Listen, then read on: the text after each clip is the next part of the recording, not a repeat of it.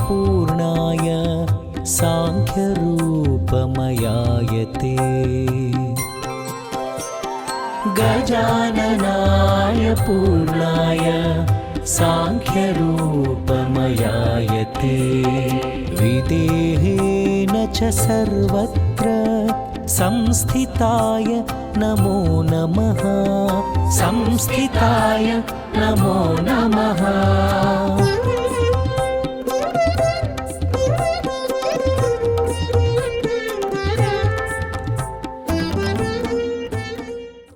నమస్కారం, welcome to I dream ధర్మ మార్గం కార్యక్రమానికి స్వాగతం.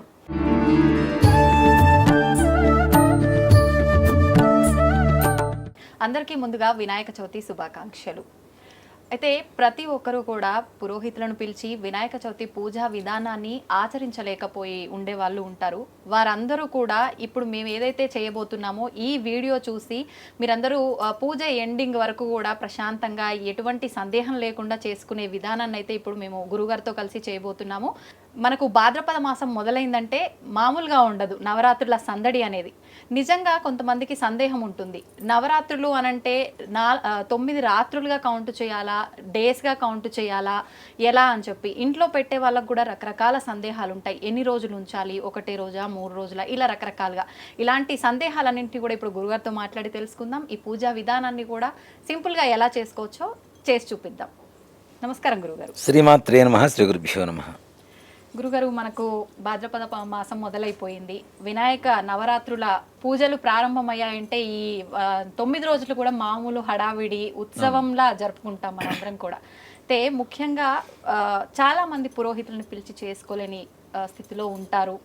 వీలు అవ్వదు కూడా అన్ని చోట్ల పురోహితులు వెళ్ళాలంటే. మనం చేసే ఈ పూజా విధానం వాళ్ళు ఇంట్లో ఈ ఒక్క వీడియో పెట్టుకుంటే కంప్లీట్ పూజ ఎటువంటి సందేహం లేకుండా చేసుకునేటట్టుగా ఉండాలి. తప్పనిసరిగా అమ్మ, ఈ వీడియో చూసే వాళ్ళ అదృష్టం. అలాగే వినాయకుడి పూజ భాద్రపద శుద్ధ చవితి వినాయక చవితి రోజున ఏ విధంగా చేసుకోవాలి అనేది సంపూర్ణంగా మనం చేసి చూపిద్దాం. తప్పనిసరిగా ఈ వీడియో చూసి అందరూ ఇంట్లో చక్కగా ఏ రకమైనటువంటి అనుమానాలు లేకుండా చక్కగా పూజ చేసుకోవచ్చు. అమ్మా స్టార్ట్ చేద్దామా గురుగారు మరి? ఓం గణానాం త్వా గణపతిం హవామహే కవిం కవీనాముపమస్రవస్తమం జ్యేష్ఠరాజం బ్రహ్మణాం బ్రహ్మణస్పదానః శృణ్వన్ నోతిభిः సీదసాదనం ప్రణో దేవీ సరస్వతీ వాజేభిర్వాజనీవతి ధీనామవిత్రియవతు. గురుబ్రహ్మా గురుర్విష్ణుః గురుర్దేవో మహేశ్వరః గురుః సాక్షాత్ పరబ్రహ్మ తస్మై శ్రీ గురవే నమః. శ్రీ గురుభ్యో నమః. హరి ఓం.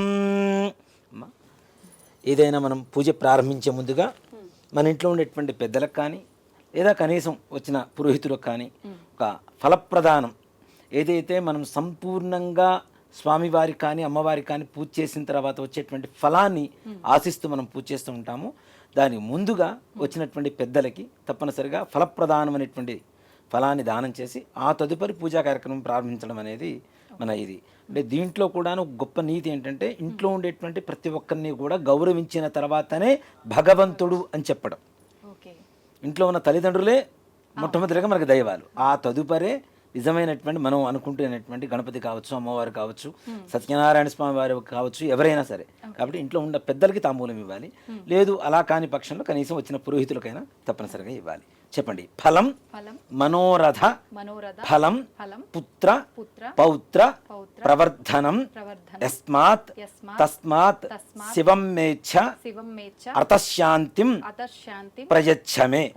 ఈ ఫలప్రదానంలో కూడా ఇంత గొప్ప నీతి ఉందో చూడండి.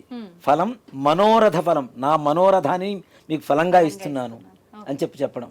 పుత్ర పౌత్ర ప్రవర్ధనం, పుత్రులు పౌత్రులు వంశాభివృద్ధి కలగాలి ఈ యొక్క ఫలప్రదానంతో అని చెప్పి సంకల్పం అన్నమాట. ఈ మంత్రం చెప్తూ ఇవ్వాలి. లేదు మీరు అవకాశం మంత్రం చెప్పుకునేటువంటి అవకాశం లేకపోతే కనీసం ఫలప్రదానం ఎవరికైనా ఇచ్చేసైనా సరే ఇంట్లో పెద్దలకి పూజ ప్రారంభించవచ్చు. ఇప్పుడు మీరు తీసుకోండి. ఫలప్రదానం తుభ్యమహం సంప్రదతే అన్న మమ కల్పోక్త ప్రకారేణ ఫలప్రదాన సంపూర్ణ సకల ఫలావాప్తిరస్తు.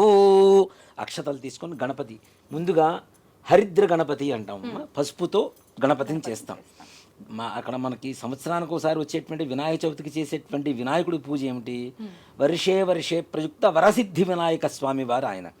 ఆయనకు పూజ చేయాలన్నా ముందు హరిద్ర గణపతికి తప్పనిసరిగా మహాగణపతికి పూజ చేయాలి. అంటే సాక్షాత్తు పరమేశ్వరుడు ఏదన్నా యాగం చేయాలని సంకల్పించినా ఆయన కుమారుడే కదా అని చెప్పి పక్కన పెట్టకూడదు. ఆయనైనా సరే తప్పనిసరిగా విఘ్నేశ్వరుడికి పూజ చేయాలి. కాబట్టి మనం చేసేది వరసిద్ధి వినాయక స్వామి వారికి. కాబట్టి విఘ్నాలన్నీ తొలగడం కోసం మహాగణాధిపతికి తప్పనిసరిగా పూజ చేయాలి.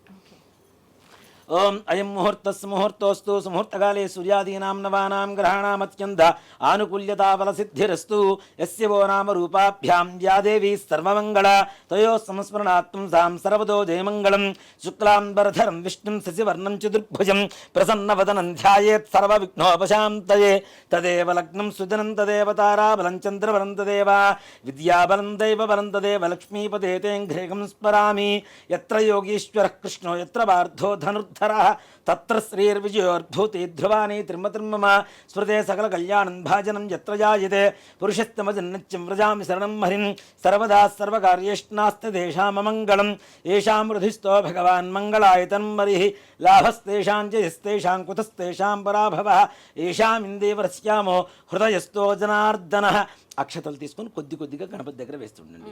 ఆపదామపహర్తారం దాతారం సర్వసంపదాం లోకాభిరామం శ్రీరామం భూజో భూజో నమామ్యహం సర్వమంగళమాంగళ్యే శివే సర్వార్థసాధకే శరణ్యే త్రయంబకే దేవి నారాయణి నమోస్తుతే శ్రీలక్ష్మీనారాయణాభ్యా నమః ఉమామహేశ్వరాభ్యా నమః వాణీహిరణ్యగర్భాభ్యా నమః శచీపురందరాభ్యా నమః అరుంధతీ వశిష్ఠాభ్యా నమః శ్రీ సీతారామాభ్యా నమః సర్వేభ్యో బ్రాహ్మణేభ్యో మహాజనేభ్యో నమో నమః.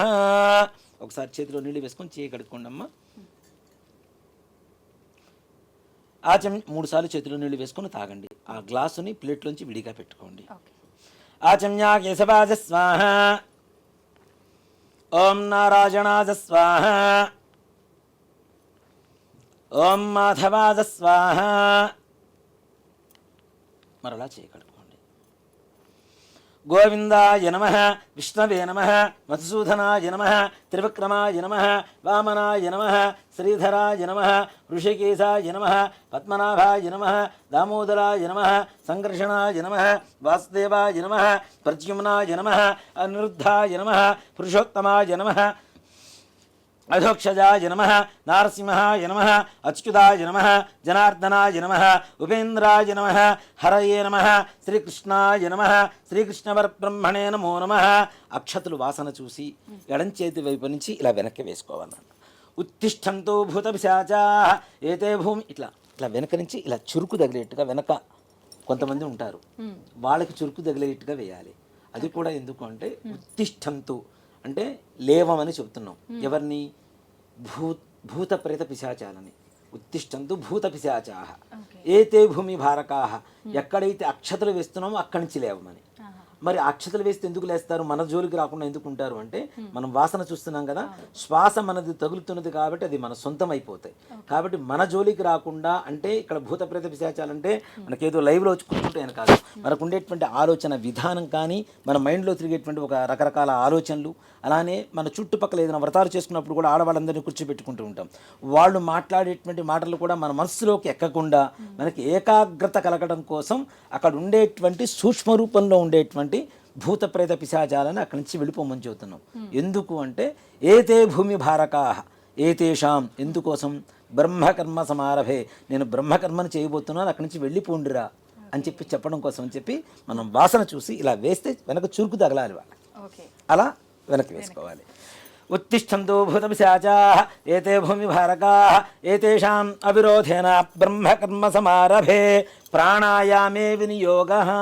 ప్రాణాయామం అంటే చాలామంది కూడాను ఇలా ముక్కు పట్టుకొని కూర్చుంటారు. అలా కాదు, ఒకవైపు గాలి పీల్చి రెండో వైపు ముక్కులోంచి ఎంతసేపు అయితే పైకి గాలి పీలుస్తున్నామో దానికి రెట్టింపు సమయం అంటే డబల్ టైం కిందకి రెండో ముక్కులోంచి కిందకు వదలాలి. అలా 3 సార్లు చేయాలి. ఒకసారి ఒక ముక్కులోంచి పైకి పీల్చాలి, ఇంకోసారి ఇంకో ముక్కులోంచి పీల్చాలి.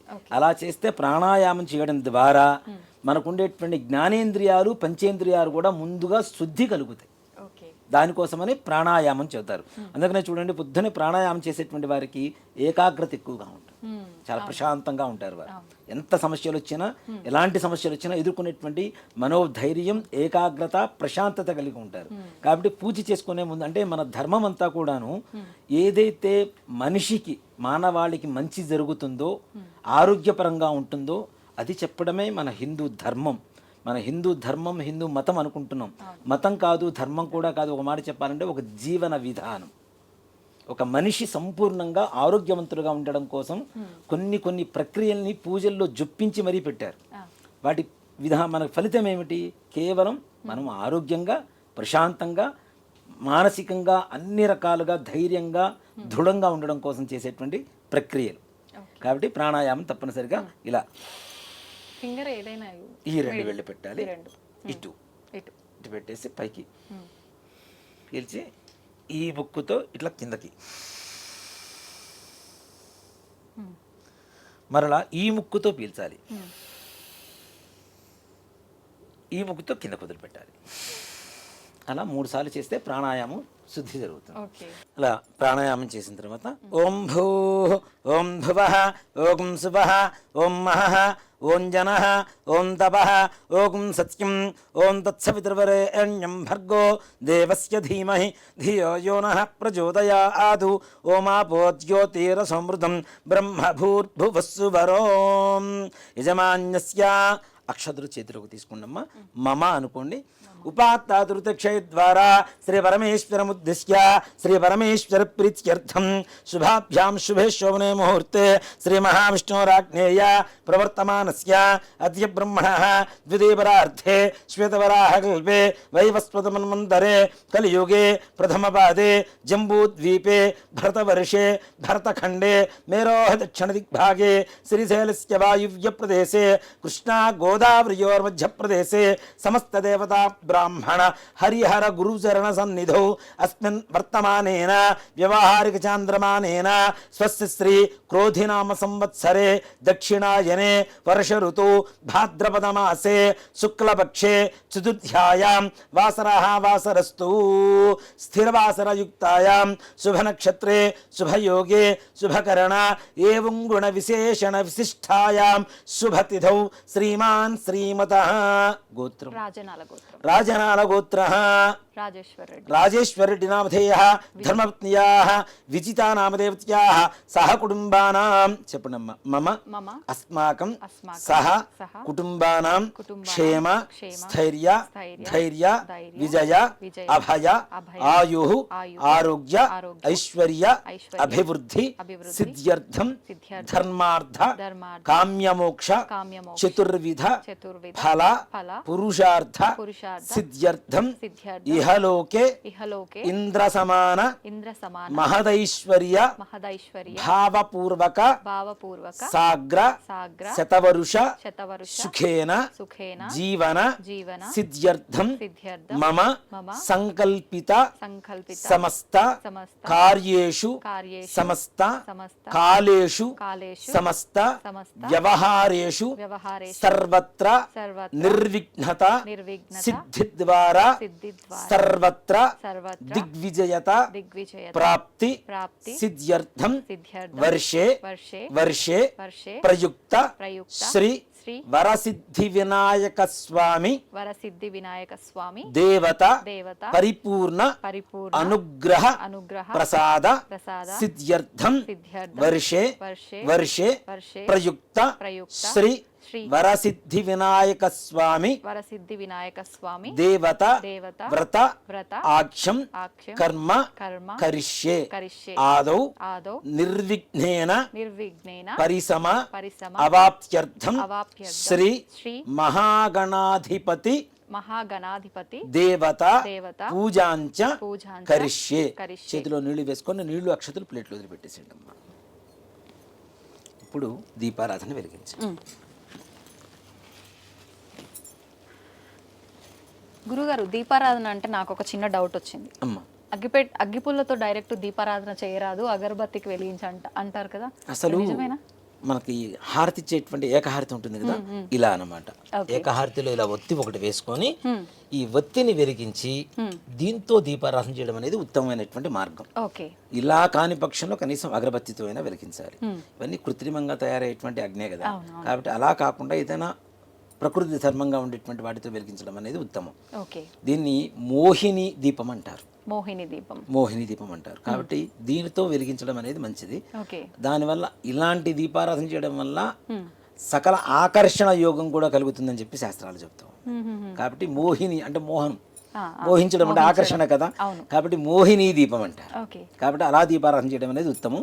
ఇలా ఏకహారతి పెట్టుకున్నప్పుడు కూడా ఏకహారతి కూడా కొద్ది గంధం పెట్టి కుంకుమ బొట్టు పెట్టి వెలిగించి వాటితో దీపారాధన వెలిగించడం అనేది ఉత్తమమైనటువంటి మార్గం. అయితే గురుగారు, ఇప్పుడు ఇట్లా ప్రత్యేకమైన పూజలు అప్పుడైనా నిత్య దీపారాధన కూడా అలా వెలిగించవచ్చు? ప్రతినిత్యం కూడా తప్పనిసరిగా ఇలానే దీపం వెలిగించాలి. ఇప్పుడు బొట్టు పెట్టేసి గజాననాయ పూర్ణాయ సాంఖ్యరూపమయాయతే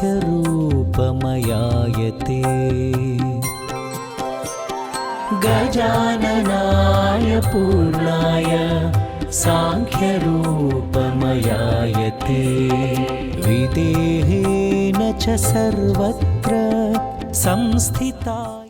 ఓం ఉద్దీప్యస్వజాతవేదో భగ్ననిర్తిం మమ పశుగుహ్యమహ్యమావహ జీవనంచ దిశో దిశ.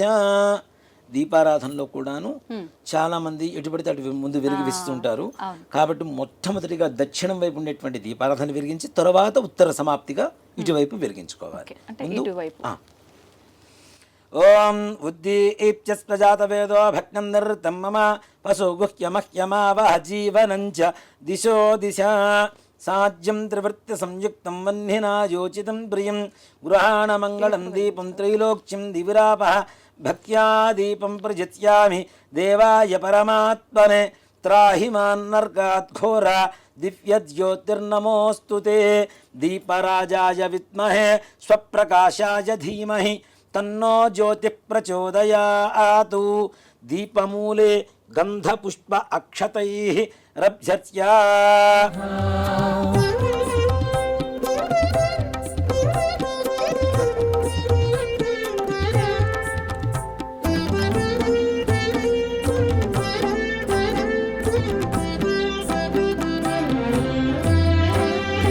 అమేయాయ చ హేరంబా పరశుధారకాయతే.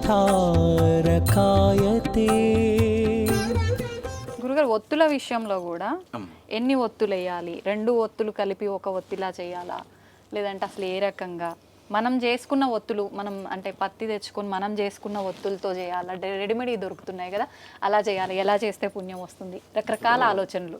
పత్తి పంట ఇంట్లో పూర్వకాలంలో పత్తి చెట్లు ఉండేవి చక్కగా. దీంట్లో పత్తిలో కూడా 2 రకాలు ఉంటాయి, పమిడి పత్తి, మొహవుల పత్తి. పమిడి పత్తి అనేటువంటిది కార్తీక మాసంలో ఆ పత్తితో దీపారాధన చేయడం అనేది చాలా విశేషంగా ఉంటుంది. నిత్యం చేసుకునేటువంటి దీపారాధనకి మనం వాడేటువంటి దూది ఎలా ఉండాలి? మనం పంట పొలాల దగ్గర నుంచి తెచ్చుకోవాలి, లేదు మన ఇంట్లో ఉండే వాటితో తెచ్చుకోవాలి. ఇప్పుడు అలాంటి అవకాశం ఉందా? లేదు. కాబట్టి కనీసం కృత్రిమంగా దొరుకుతున్నటువంటి వాటితో అయినా సరే మనం సర్దుబాటు చేసుకోవచ్చు. కనీసం అంటే 2 ఒత్తులు వేసి చేయాలి. అది కూడాను ఒక్కొక్క జ్యోతిలో 3 ఒత్తులు ఉండాలి. 3 ఒత్తులు అంటే ఇప్పుడు దీంట్లో 3 సాధ్యం త్రివర్తి సంయుక్తం. శ్లోకంలోనే మనకి స్పష్టంగా చెప్తున్నారు ఎలా దీపారాధన చేయాలి అనేటువంటిది. 3 అంటే 3, 3 అంటే ఇంగ్లీష్ కాదు, త్రీణి అనేటువంటిది సంస్కృత పదం. త్రీణి అనేటువంటిది వర్తి, ఒత్తులు 3 ఒత్తులు వేసి దీపారాధన చేయమని శాస్త్రం చెబుతుంది. దాని ద్వారా ఇంట్లో ఉండేటువంటి సకల చీకటి ఏదైతే ఉందో ఆ వెలుగు ద్వారా వెళ్ళిపోమని, వెలుగు రావాలి, చీకటి మొత్తం వెళ్ళిపోవాలి అనేటువంటి దాంతో సాధ్యం త్రివృత్త సంయుక్తం వహ్నినా యోజితం ప్రియం గృహాణ మంగళం దీపం త్రైలోక్యం దివిరాపః. 3 లోకాలలో దీపారాధన చేస్తే ఎలాంటి పుణ్యం వస్తుందో ముల్లోకాలలో అలాంటి ఫలితం ఈ యొక్క దీపారాధన వల్ల నాకు రావాలి అని చెప్పేదే ఈ యొక్క శాస్త్ర పరమార్థం మంత్రానికి. కాబట్టి ఈ విధంగా దీపారాధన చేసుకోవడం మంచిది. అయితే గురుగారు, అసలు ఎందుకు దీపం వెలిగిస్తాం? సరే, దీపం ఎందుకు వెలిగించాలి? మొట్టమొదటిగా చెప్పాలి అంటే పూర్వకాలంలో దీపారాధన చేయటం అనేటువంటిది దేవతలకి, అంటే చీకట్లో ఏ పని చేయకూడదు. మొట్టమొదటిగా ఓకే. మనం అన్నం తినటం, వంట చేయటం. అన్నం తినేటప్పుడు కూడా చీకటిగా ఉంటే ఏం తింటున్నామో తెలియదు. తెలియదు. వంట చేసేటప్పుడు చీకటిగా ఉంటే ఎంత ఉప్పు వేస్తున్నామో తెలియదు, ఎంత పప్పు వేస్తున్నామో తెలియదు. అవును, అవును. అలాగే దేవతలకి పూజ చేసేటప్పుడు ఎంత జాగ్రత్తగా ఉండాలి. దేవతలకి ఇప్పుడు బొట్టు పెట్టేటప్పుడు మనం నుదుటిన బొట్టు పెడుతున్నామా దేవతలకి, లేదంటే తొండానికి పెడుతున్నామా, ఎక్కడ పెడుతున్నామో కూడా తెలియని దీంట్లో ఉంటాం. దాంతోపాటు వెలుగును పంచుతూ ఉంటుంది. ముఖ్యంగా దీపారాధన నువ్వుల నూనెతో చేస్తే ఒక రకమైనటువంటి ప్రయోజనం, ఆవు నెయ్యితో చేస్తే ఇంకో రకమైనటువంటి ప్రయోజనం ఉంటుంది. ఈ నువ్వుల నూనెతో దీపారాధన చేయడం ద్వారా దీంట్లో ఉండే ఒక సైన్స్ ఏంటంటే, చలికాలం పొద్దునే దీపారాధన చేయమని చెబుతాం, సంధ్యా దీపం పెట్టమని చెబుతాం. 2 కాలాల్లో కూడాను చల్లగా ఉండేటువంటి వాతావరణం ఉంటుంది. మన శరీరం అంతా కూడా చల్లగా తయారైపోతుంది, బాడీ మొత్తం కూడా. అవునా? నువ్వుల నూనె బాడీలో ఓవర్ హీటింగ్ జనరేట్ చేస్తూ ఉంటుంది. దాని ద్వారా దీపారాధన చేయడం ద్వారా మనకు కావాల్సినటువంటి ఉష్ణాన్ని మన శరీరానికి అందిస్తుంది. సమశీతోష్ణాలు అంటే ఉష్ణం, వేడి, చల్లదం రెండింటిని ఈక్వల్ చేస్తుంది. అలాగే శాస్త్రం ప్రకారం తీసుకుంటే నువ్వుల నూనెతో చేసినటువంటి దీపారాధన ఒత్తి ద్వారా వచ్చేటువంటి పొగ ఏదైతే ఉంటుందో, యమధర్మరాజు ప్రాణం తీసుకెళ్ళడానికి వచ్చినటువంటి యమధర్మరాజు కూడా ఆ నువ్వుల నూనెతో ఒత్తి ద్వారా వచ్చేటువంటి పొగను పీల్చి ప్రాణం తీసుకున్నంత ఆనందపడి అక్కడి నుంచి వెళ్ళిపోతాడట. మృత్యుదోష నివారణ కలుగుతుంది. కాబట్టి దీపారాధన ఎందుకు చేయాలంటే అసలు దీనికోసమే, వెలుగు కోసం, మన ఆరోగ్యం కోసం, అలాగే భగవంతుడికి ప్రీతికరంగా ఉండడం కోసం. మనకు ఉండేటువంటి మృత్యు దోషాలు దీంట్లో చూడండి, నువ్వుల నూనె శనికి వాడతాం మృత్యు దోషాలు పోవడానికి, పత్తి శనికి వాడతాం, అది కూడా మృత్యు దోషాలు పోవడానికి. అంటే చెప్తున్నా కదా, మా ధర్మం అనేది సర్వసాధారణమైనటువంటి ధర్మం అయితే కాదు. ఆ విధానం అనేది ఎంతో లోతుగా వెళ్ళి ఆలోచిస్తే, వాటి గురించి తెలుసుకుంటే ఎవరు దీపారాధన చేయకుండా ఉండరు ఇంట్లో. అవును, తెలియాలి అసలు దాని వెనకాల కాన్సెప్ట్ ఏంది, ఆంతర్యం ఏంటి అని. మనం 1 కోటి దీపాలు పెడతాం, 1,00,000 దీపాలు పెడుతున్నాం. దీపాలు పెట్టంగానే సరికాదు, వాటికి ఉండేటువంటి ప్రాముఖ్యత ఏంటి అనేది తెలుసుకుంటే. సాధారణంగా ప్రతి ఒక్కరు కూడా పూజ చేస్తే, నిత్యం దీపారాధన చేస్తే పాజిటివ్ గా ఉంటుంది చాలా అని అనుకుంటారు, కానీ హెల్త్ కి అన్నిటికీ సంబంధం ఉంది. ఇప్పుడు చీకటిగా ఉంది నాన్న, ఒక గదిలో లైట్ వేస్తే వెలుతురు వస్తుంది. అలాగే ఇక్కడ దేవుడి దగ్గర దీపం పెడుతున్నాం కదా, మన జీవితంలోకి వెలుగు రావడం కోసం పెడుతున్నాం. మనం అన్ని దేవుడి కోసం చేస్తున్నామని మనం చెబుతాం. దేవుడికి చేసేటువంటి ప్రతి ఒక్కటి మన కోసం మనం చేసుకునేటువంటి పూజ. ఆయనకి చేస్తున్నాము అంటే మనకు చేసుకుంటున్నాం అంతే. అది గురుగారు, ఇప్పుడు వినాయక చవితి రోజు కూడా గణపయ్య ముందు కొంతమంది అఖండ దీపం అని చెప్పి మట్టి ప్రమిదలో పెడుతుంటారు, అలా పెట్టాలా ఖచ్చితంగా? అలా ఏం లేదమ్మా, 9 రోజులు అలా గణపతి నవరాత్రులు మొత్తం 9 రోజులు కూడా పెట్టుకునేటువంటి విధానం ఉంటే పెట్టుకోవచ్చు. ఒక మాట చెప్పాలి అంటే, ఇంట్లో చేసుకునేటువంటి పూజా విధానానికి అఖండంతో సంబంధం లేదు. నిత్యం దీపారాధన, ఉదయం దీపారాధన చేస్తాం. మరలా చాలా మంది ఏం చేస్తారంటే, వినాయక చవితి పూజ చేసిన తర్వాత ఉదయం పూట, సాయంత్రం పూట వదిలేస్తారు. మరలా సంధ్యా సమయంలో కూడా ఆయనకి దీపారాధన పెట్టవలసిందే తప్పనిసరిగా. మరుసటి రోజు పొద్దునే విసర్జన చేస్తాం కదా, తీసుకెళ్ళి నిమజ్జనం చేయడానికి తీసుకెళ్తాం కదా.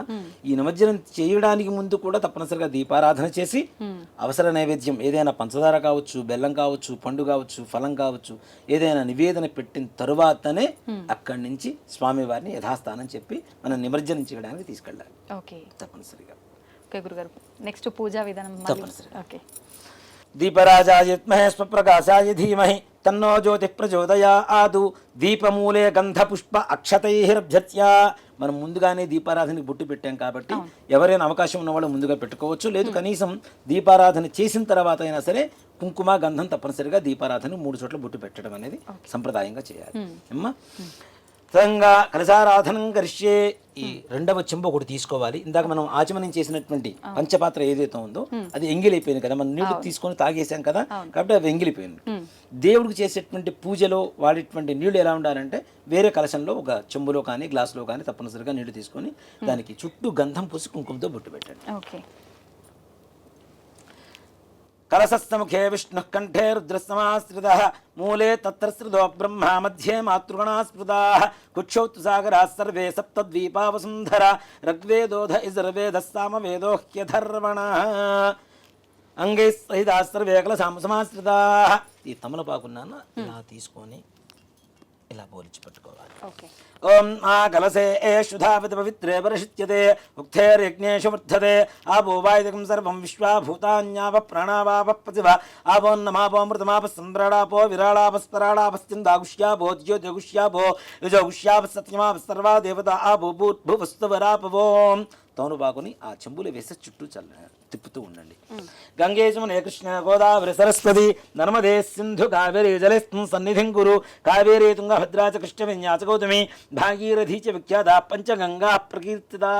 అంటే ఆ కలశం మనం పెట్టిన తర్వాత కలశంలో ఎవరెవరు ఉన్నారు అంటే కలశస్య ముఖే విష్ణు కంఠే రుద్ర సమాశ్రిత మూలే తత్రశ్రితో బ్రహ్మ విష్ణు మహేశ్వరులు ఉన్నారు. మధ్య మాతృగణాస్మృత మధ్యలో గణపతి కూడా ఉంటారట ఆ కలశంలో. అలాంటి కలశంలో నీళ్లు పోసాం కదా, అవి పవిత్రంగా అవుతున్నాయి. ఎలా అవుతున్నాయి? పంచగంగలు గంగే యమునే చేవ గోదావరి సరస్వతి నర్మదే సింధు కావేరి జలేస్మిన్ సన్నిధిం కురు. ఈ పంచగంగలు అంటాం.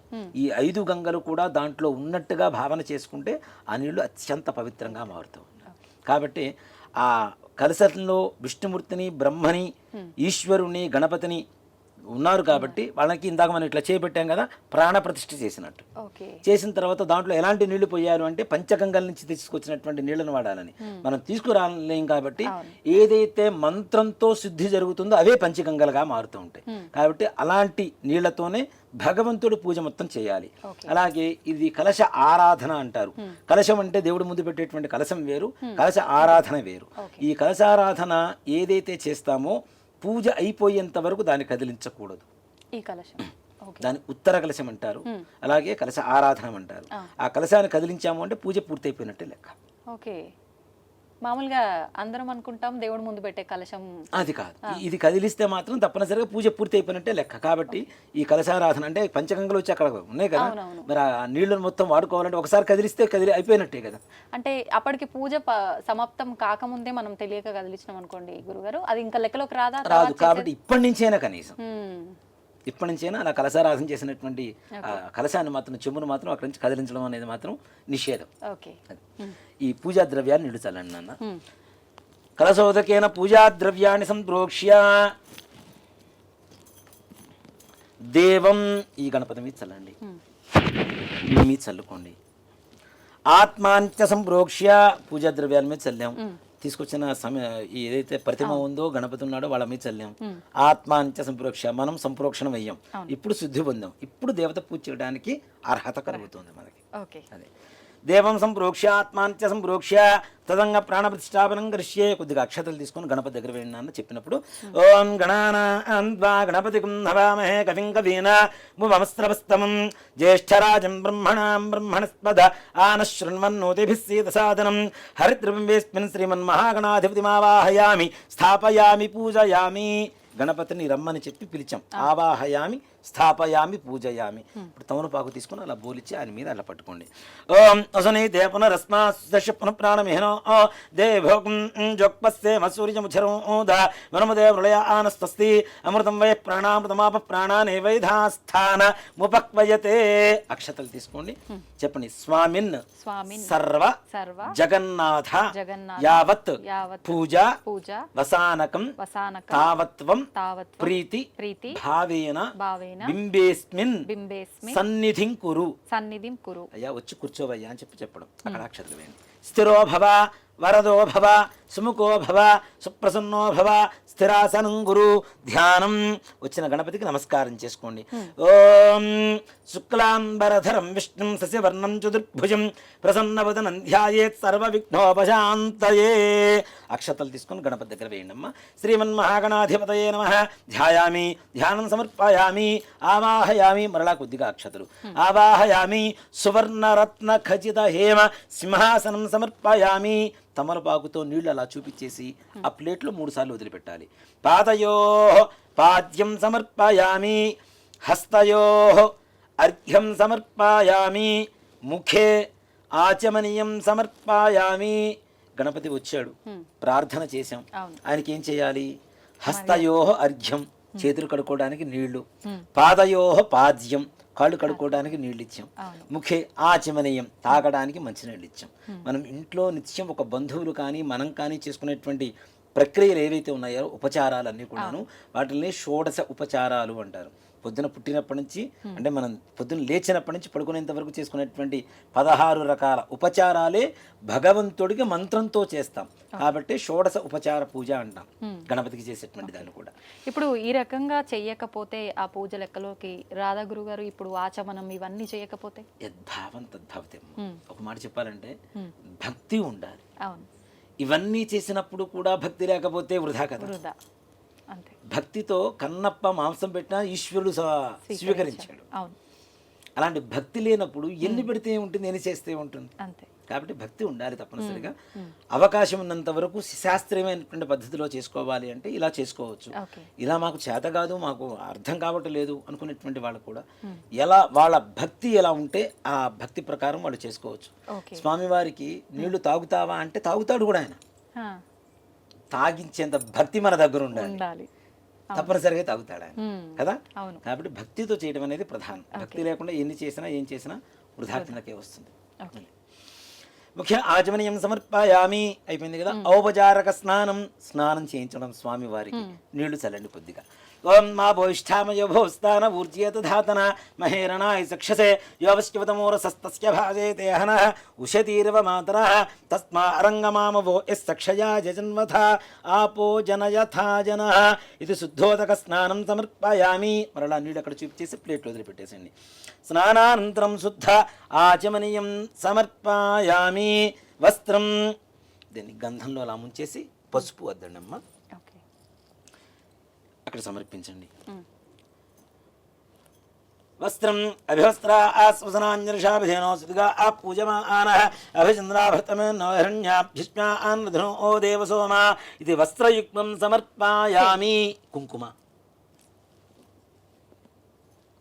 చాలా మంది వస్త్రం అంటే ఇలానే అనుకుంటారు.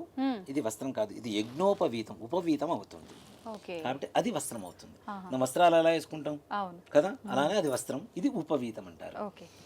యజ్ఞోపవీతం పరమం పవిత్రం ప్రజాపతేరేత్ సహజం పురస్తాదు ఆయుష్యమకింప్రతం చ శుభ్రం యజ్ఞోపవీతం బలమస్తు తేజః. శ్రీమన్మహాగణాధిపతయే నమః. ఇది యజ్ఞోపవీతం సమర్పయామి. ఒక పుష్పాన్ని తీసుకొని గంధంలో ముంచి వేసి ఆ గంధాన్ని స్వామి వారి దగ్గర ఆ పుష్పాన్ని అక్కడ పెట్టేసింది. కాడ ఒలిచి పూజ చేయాలి. ఓం గంధద్వారాందురాధర్షాం నిత్యమిష్టాంగరీషణీం ఈశ్వరీకం సర్వభూతానాం త్వామిహ భక్వయే స్త్రియం శ్రీగంధాన్ ధారయామి. మరలా పసుపులో అద్దేసి గంధంలో అద్దేసి పసుపు కుంకుమ అద్దండి. ఆజనేతే పరాజనే దుర్వా ఆరోహంతు పుష్పణీ హృదాశ్చ ముండరీకాణి సముద్రస్య గృహాయమే అలంకరణార్థం హరిద్రికాచూర్ణ కుంకుమ విలేపనాని సమర్పయామి. పుష్పై పూజయామి. ముఖ్యంగా గణపతికి పూజ చేసేటప్పుడు తెల్లటి పుష్పాలు ఏవి వాడకూడదు. ఒక తెల్ల జిల్లేడు, మరలా మల్లెపూలు వాడతాం కదా. అంటే వినాయక చవితి రోజున మాత్రమే మల్లెపూలు వాడాలి, కానీ మిగిలిన రోజుల్లో తెల్లటి పుష్పాలు ఏదైనా వాడాలి అంటే తెల్ల జిల్లేడు మాత్రమే వాడాలి. మిగిలినవన్నీ కూడా వేరే రంగు, పసుపు కానీ ఎరుపు కానీ ఇలాంటి వర్ణాలతో స్వామి వారికి పూజ చేయడం అనేది విశేషం. ఇలా ఈ పుష్పాలు తీసుకొని పూజ చేస్తూ ఉండండి. ఓం సుముఖాయ నమః. ఓం ఏకదంతాయ నమః. ఓం కపిలాయ నమః. ఓం గజకర్ణకాయ నమః. ఓం లంబోదరాయ నమః. ఓం వికటాయ నమః. ఓం విఘ్ననాజాయ నమః. ఓం ధూమకేతవే నమః. ఓం గణాధిపాయ నమః. ఓం గణాధ్యక్షాయ నమః. ఓం గజాననాయ నమః. ఓం ఫాలచంద్రాయ నమః. ఓం వక్రతుండాయ నమః. ఓం శూర్పకర్ణాయ నమః. ఓం హేరంబాయ నమః. ఓం స్కందపూర్వజాయ నమః. ఓం సర్వసిద్ధిప్రదాయకాయ నమః. కుమారగురవే నమః. శ్రీమన్మహాగణాధిపతయే నమః. నానావిధ పరిమళ పత్ర పుష్ప అక్షతాని సమర్పయామి. 2 అక్షతలు కూడా సమర్పించండి. ధూపం మ్యాచ్ బాక్స్ తీసుకో. ఓం వనస్పత్యుర్భవేర్దివ్యేర్నానాగంధే సుసంయుతం ఆగ్రేయస్సర్వదేవానాం ధూపోయం ప్రతిగృహ్యతాం. శ్రీమన్మహాగణాధిపతయే నమః. ధూపమాఘ్రాపయామి. సాజ్యం త్రివర్తి సంయుక్తం వన్నినా యోచితం ప్రియం గృహాణమంగళం దీపం త్రైలోక్యం దివిరాపః భక్త్యా దీపం ప్రయచ్యామి దేవాయ పరమాత్మనే త్రాహి మాన్ నరకాత్ ఘోర దివ్య జ్యోతిర్నమోస్తు తే. 2 నక్షత్రాలు దీపారాధన దగ్గర వేసి నమస్కారం చేసుకోండి. శ్రీమన్మహాగణాధిపతయే నమః. సాక్షాత్ ప్రత్యక్ష దీపం దర్శయామి. ధూపదీపానంతరం కొద్దిగా నీళ్ళు అక్కడ చూపించేసి ప్లేట్ వదిలిపెట్టేసాను నన్ను తమలపాకు. ధూపదీపానంతరం శుద్ధ ఆచమనీయం సమర్పయామి. నైవేద్యం ఓం భూర్భువస్సువః. కొద్దిగా నీళ్లు చల్లనమ్మ ఈ అరటిపండు మీద. ఈ అరటిపండు లేదంటే బెల్లం పెట్టుకుంటే ఇంకా మంచిది. గణపతికి చాలా ప్రీతికరం కాబట్టి గణపతికి బెల్లం నివేదన, గుడ నివేదన అనేది చాలా ప్రీతికరం. ఏదైనా మనోభీష్టం నెరవేరాలి అంటే గణపతికి బెల్లం సమర్పిస్తే నెరవేరుతుందట. కాబట్టి బెల్లం నివేదన పెట్టవచ్చు. అలా దొరకని పక్షంలో ఏదైనా పండు కానీ ఫలం కానీ ఏదైనా సరే.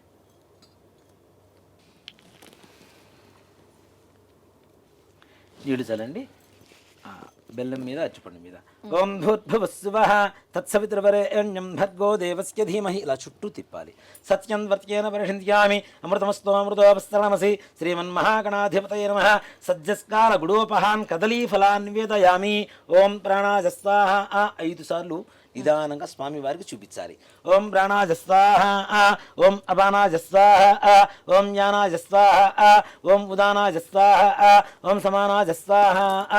పంచభూతాలు 5 కాబట్టి 5 సార్లు దేవుడికి నివేదన చేయడం ద్వారా వాళ్ళు ప్రత్యక్షంగా దైవాలు మన దగ్గరకు వచ్చి కూర్చొని తింటారు అని కాదు, వాళ్ళ దృష్టితో అంటే కళ్ళతో మాత్రమే నైవేద్యాన్ని ఆ ప్రసాదాన్ని స్వీకరిస్తారట. మనం పెట్టేటువంటి నివేదనని అది మనకు ప్రసాదంగా మారుతుంది. కాబట్టి పంచభూతాలు 5 కాబట్టి, ప్రాణాయామాలు 5 కాబట్టి 5 సార్లు స్వామివారికి నివేదన చూపించాలి.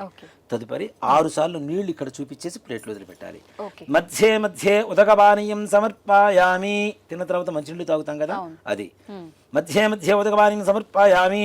అమృతాభిధానమసి. ఇందాక నీళ్ళు ఇలా చుట్టూ తిప్పారు కదా, ఇప్పుడు ఇలా వెనక్కి తిప్పాలి. అమృతమస్తు నివేదనకి అమృతమస్తు మరల నీళ్ళు చూపించేసి అక్కడ వదిలిపెట్టాలి. అమృతమస్తు అమృతోపస్థరణమసి. హస్తౌ ప్రక్షాళయామి. చేయగడుకుంటాం కదా అలా. పాదౌ ప్రక్షాళయామి. తిన్న తర్వాత చేయగడుకుంటాం, కాళ్ళు కడుక్కుంటాం. అలానే పాదౌ ప్రక్షాళయామి. అన్ని తిన్న తర్వాత కొద్దిగా మంచినీళ్ళు తాగుతాం. శుద్ధ ఆచమనీయం సమర్పయామి. తాంబూలం తిన్న తర్వాత ఏం చేస్తాం?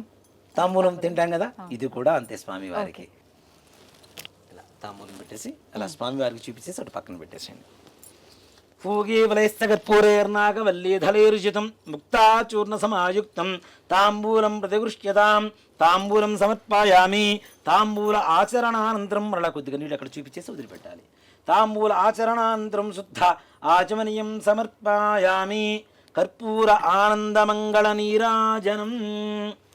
తాంబూలం సమర్పయామి. తాంబూలాచరణానంతరం శుద్ధ ఆచమనీయం సమర్పయామి. కర్పూర ఆనందమంగళ నీరాజనం.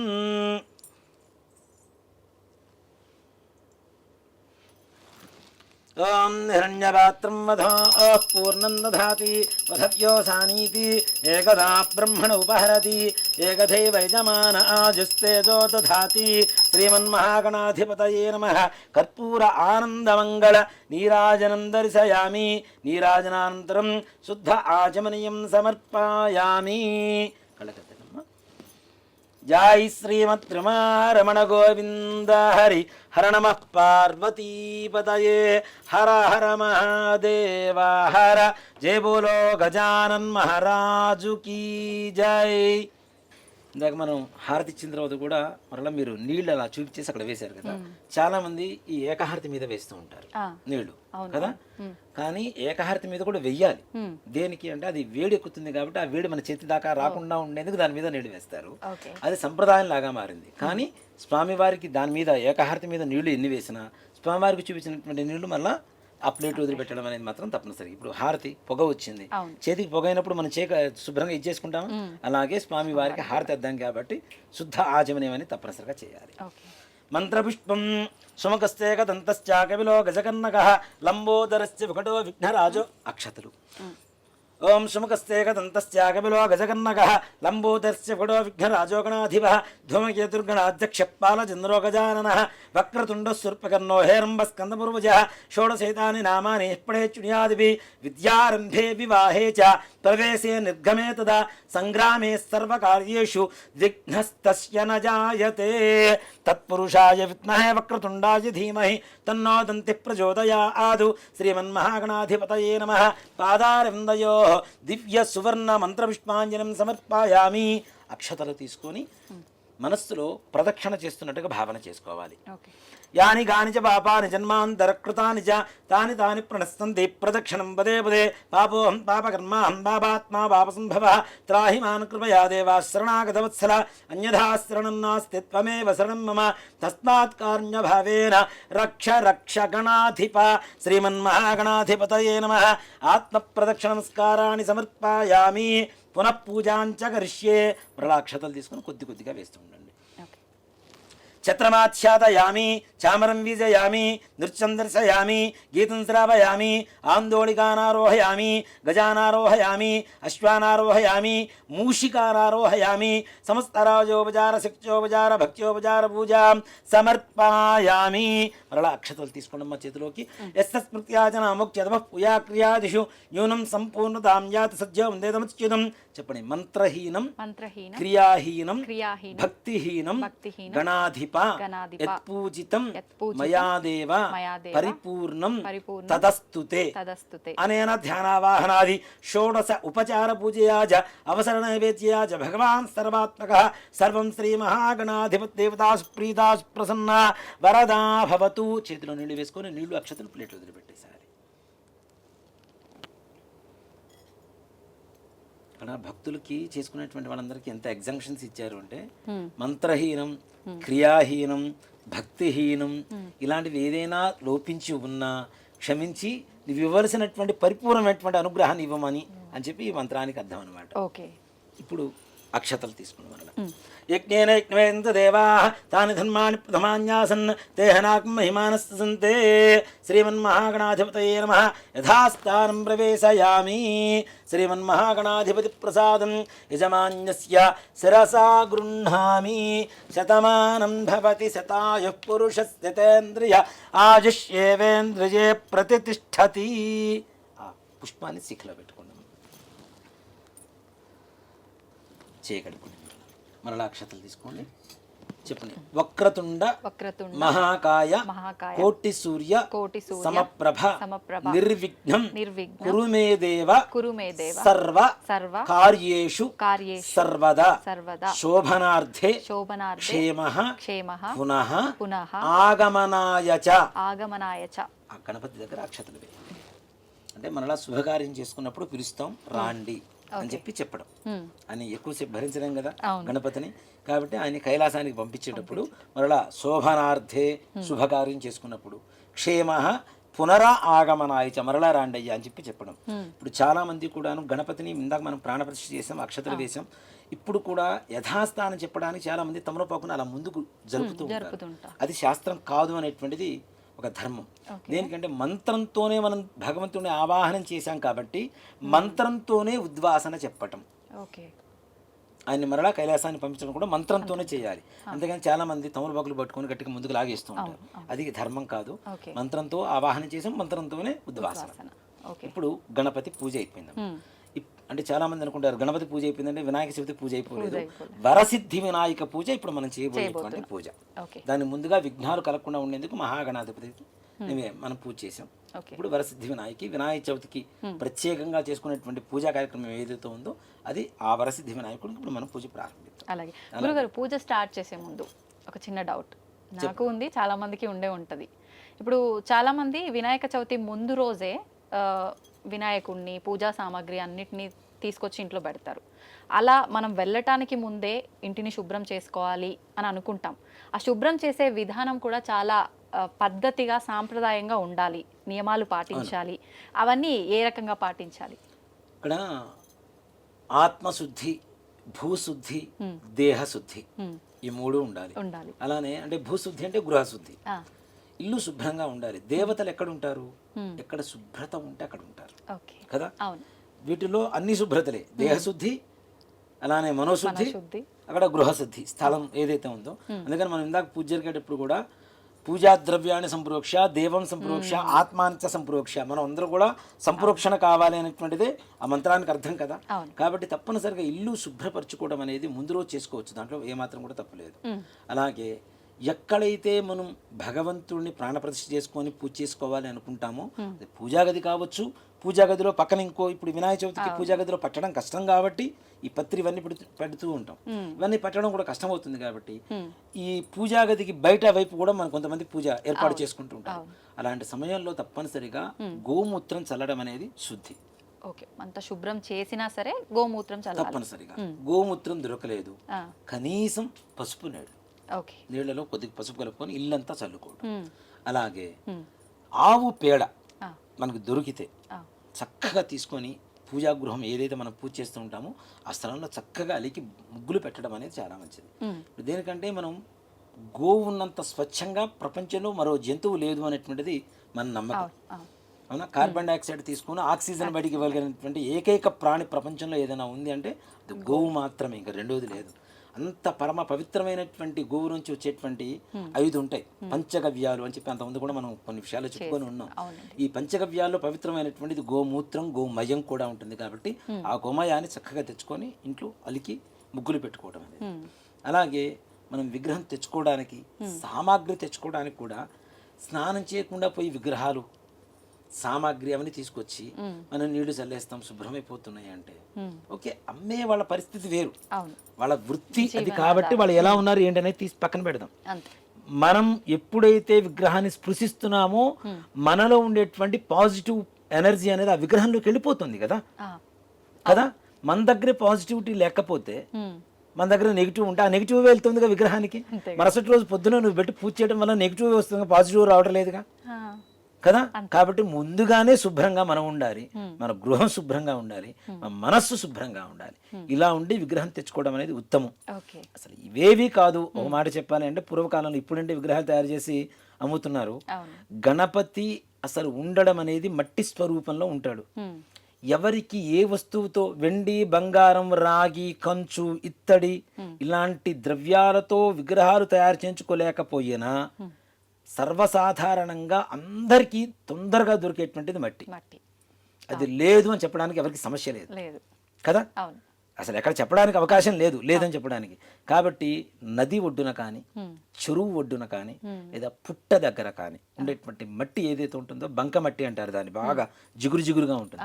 దాన్ని తీసుకొని వచ్చి చక్కగా విగ్రహం ఇంట్లో తయారు చేసుకుంటే ఇంకా గణపతి సంతోషిస్తాడు. స్వయంగా మన చేతులతో తయారు చేసుకుంటే ఓం గం గణపతయే నమః అనేటువంటి మంత్రం చదువుకుంటూ నిజంగా ఏమీ చేయటం చేత కానీ పిల్లలకు కూడా గణపతి మంత్రాన్ని చదువుతూ చక్కగా చేయగలిగితే తప్పనిసరిగా ఆయన రూపం వచ్చేస్తుంది. అలాగే ఇలా కూడా కాదు, గణపతి ఉపనిషత్తు అని ఉంటుంది. గణపతి ఎలా పుట్టాడు, ఏ వర్ణంలో ఉంటాడు అనేటువంటిది ఆ యొక్క అధర్వణ వేదంలో గణపతి గురించి చెప్పబడినటువంటి ఉపనిషత్తు ఉంటుంది. అధర్వణ శీర్ష గణపతి ఉపనిషత్తు అని, అది ఆడియోలు దొరుకుతుంది మనకు చక్కగా. అది వింటూ గణపతిని తయారు చేసుకోవచ్చు. అంటే పృథ్వీ తత్వం ఏదైతే నేల ఉంటుందో, పృథ్వీ పంచభూతాలు ఉన్నాయి కదా, పృథ్వీ అంటే ఏంటి? నేల, భూమి. భూమి తత్వమే గణపతి తత్వం, జననాన్ని ఇచ్చేటువంటి తత్వం, తనలో కలుపుకునేటువంటి తత్వం. ఒక మట్టి తీసుకొచ్చి చిన్న గిన్నెలో పెట్టేసి ఒక విత్తనం వేస్తే మొలక వస్తుంది. అలాగే ఒక చనిపోయినటువంటి వ్యక్తిని తీసుకెళ్లి భూమిలో పాతి పెడితే కలిసిపోతుంది. తనలో కలుపుకుంటాడు, మనకి కావాల్సింది ఇస్తాడు. ఆ తత్వమే గణపతి తత్వం. అందుకనే భూమి మీద దొరికేటువంటి మట్టితోనే వినాయకుడు విగ్రహాలు తయారు చేయండి రా అని చెప్పేది.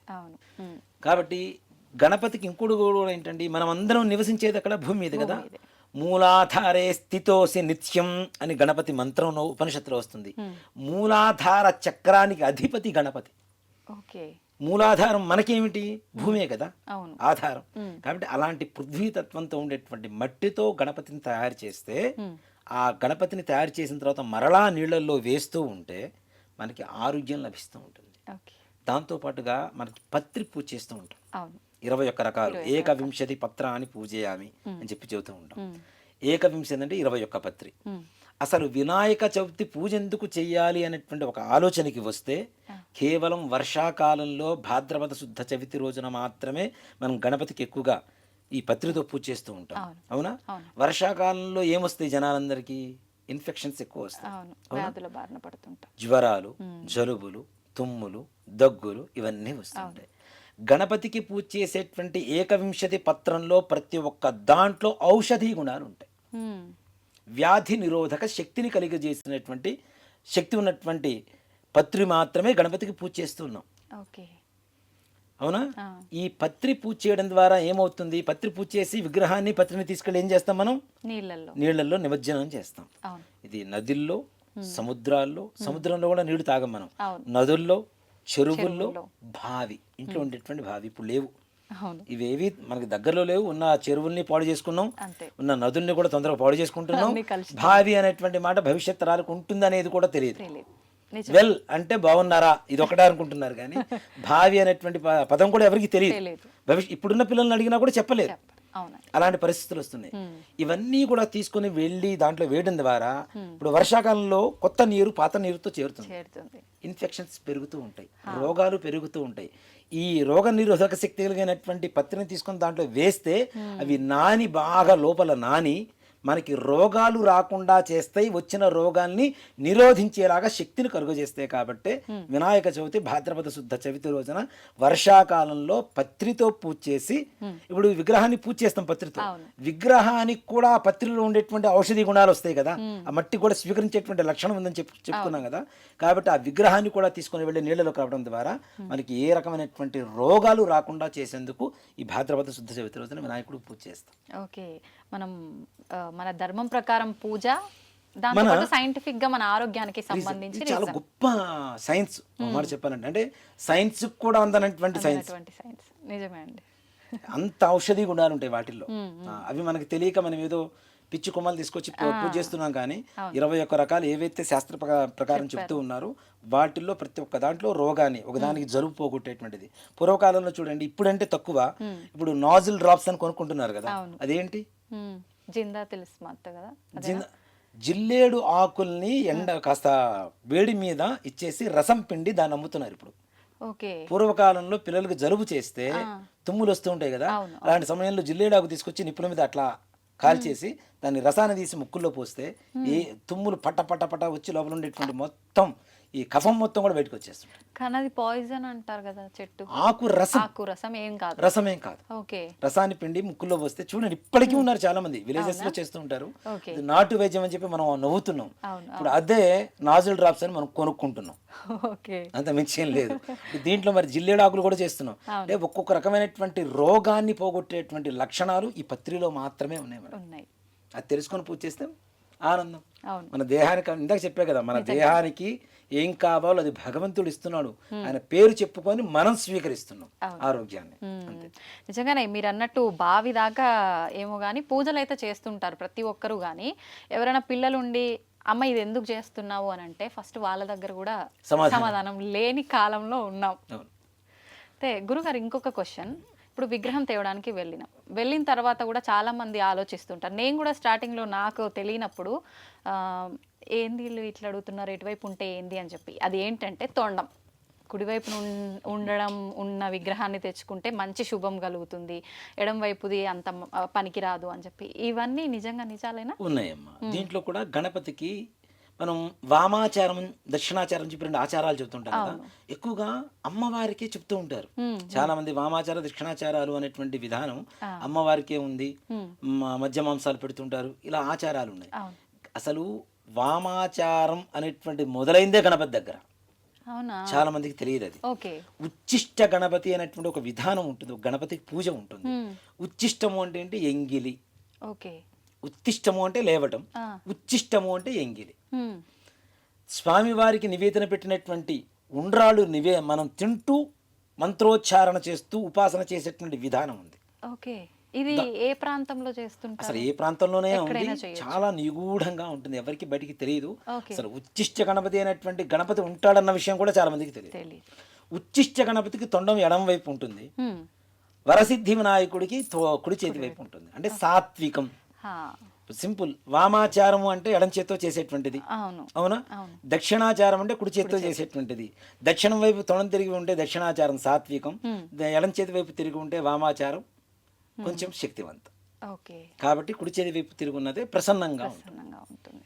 ఓకే. శుక్లాం భరధరం విష్ణు ప్రసన్నవదనం అని చెప్పి చూస్తున్నాను. అవును అవును అవునా? శ్లోకంలో. ప్రసన్నవదనం అంటే ఎట్లుండదు, ప్రశాంతంగానే ఉంటుంది. అలాగే ఆయన అంత ప్రశాంతంగా ఉంటున్నాడు. విగ్రహం తెచ్చుకునేటప్పుడు నిమజ్జనం చేసేటప్పుడు కూడా అంతే ప్రశాంతత ఉండాలి. అది లేకుండా ఇప్పుడు చూస్తున్నాం కదా డీజే సౌండ్లు. అవును. పూజ పావు గంట, మిగిలిన ఎంటర్టైన్మెంట్ ప్రోగ్రామ్ గంటన్నర 2 గంటలు. రాత్రి నిద్ర కూడా బోరు అక్కడే కూర్చొని చేస్తూ ఉంటారు. అవును. క్యారమ్ బోర్డ్స్ పెట్టుకొని. కొన్ని చోట్ల అనకూడదులే కానీ చతుర్ముఖ పారాయణలు ఇవన్నీ కూడా చేస్తుంటారు. గణపతికి పూజ చేయండిరా అంటే ఇవన్నీ చేస్తుంటే గణపతి మాత్రమే ఏం చేస్తాడు? అంతే. అవునా? అవును.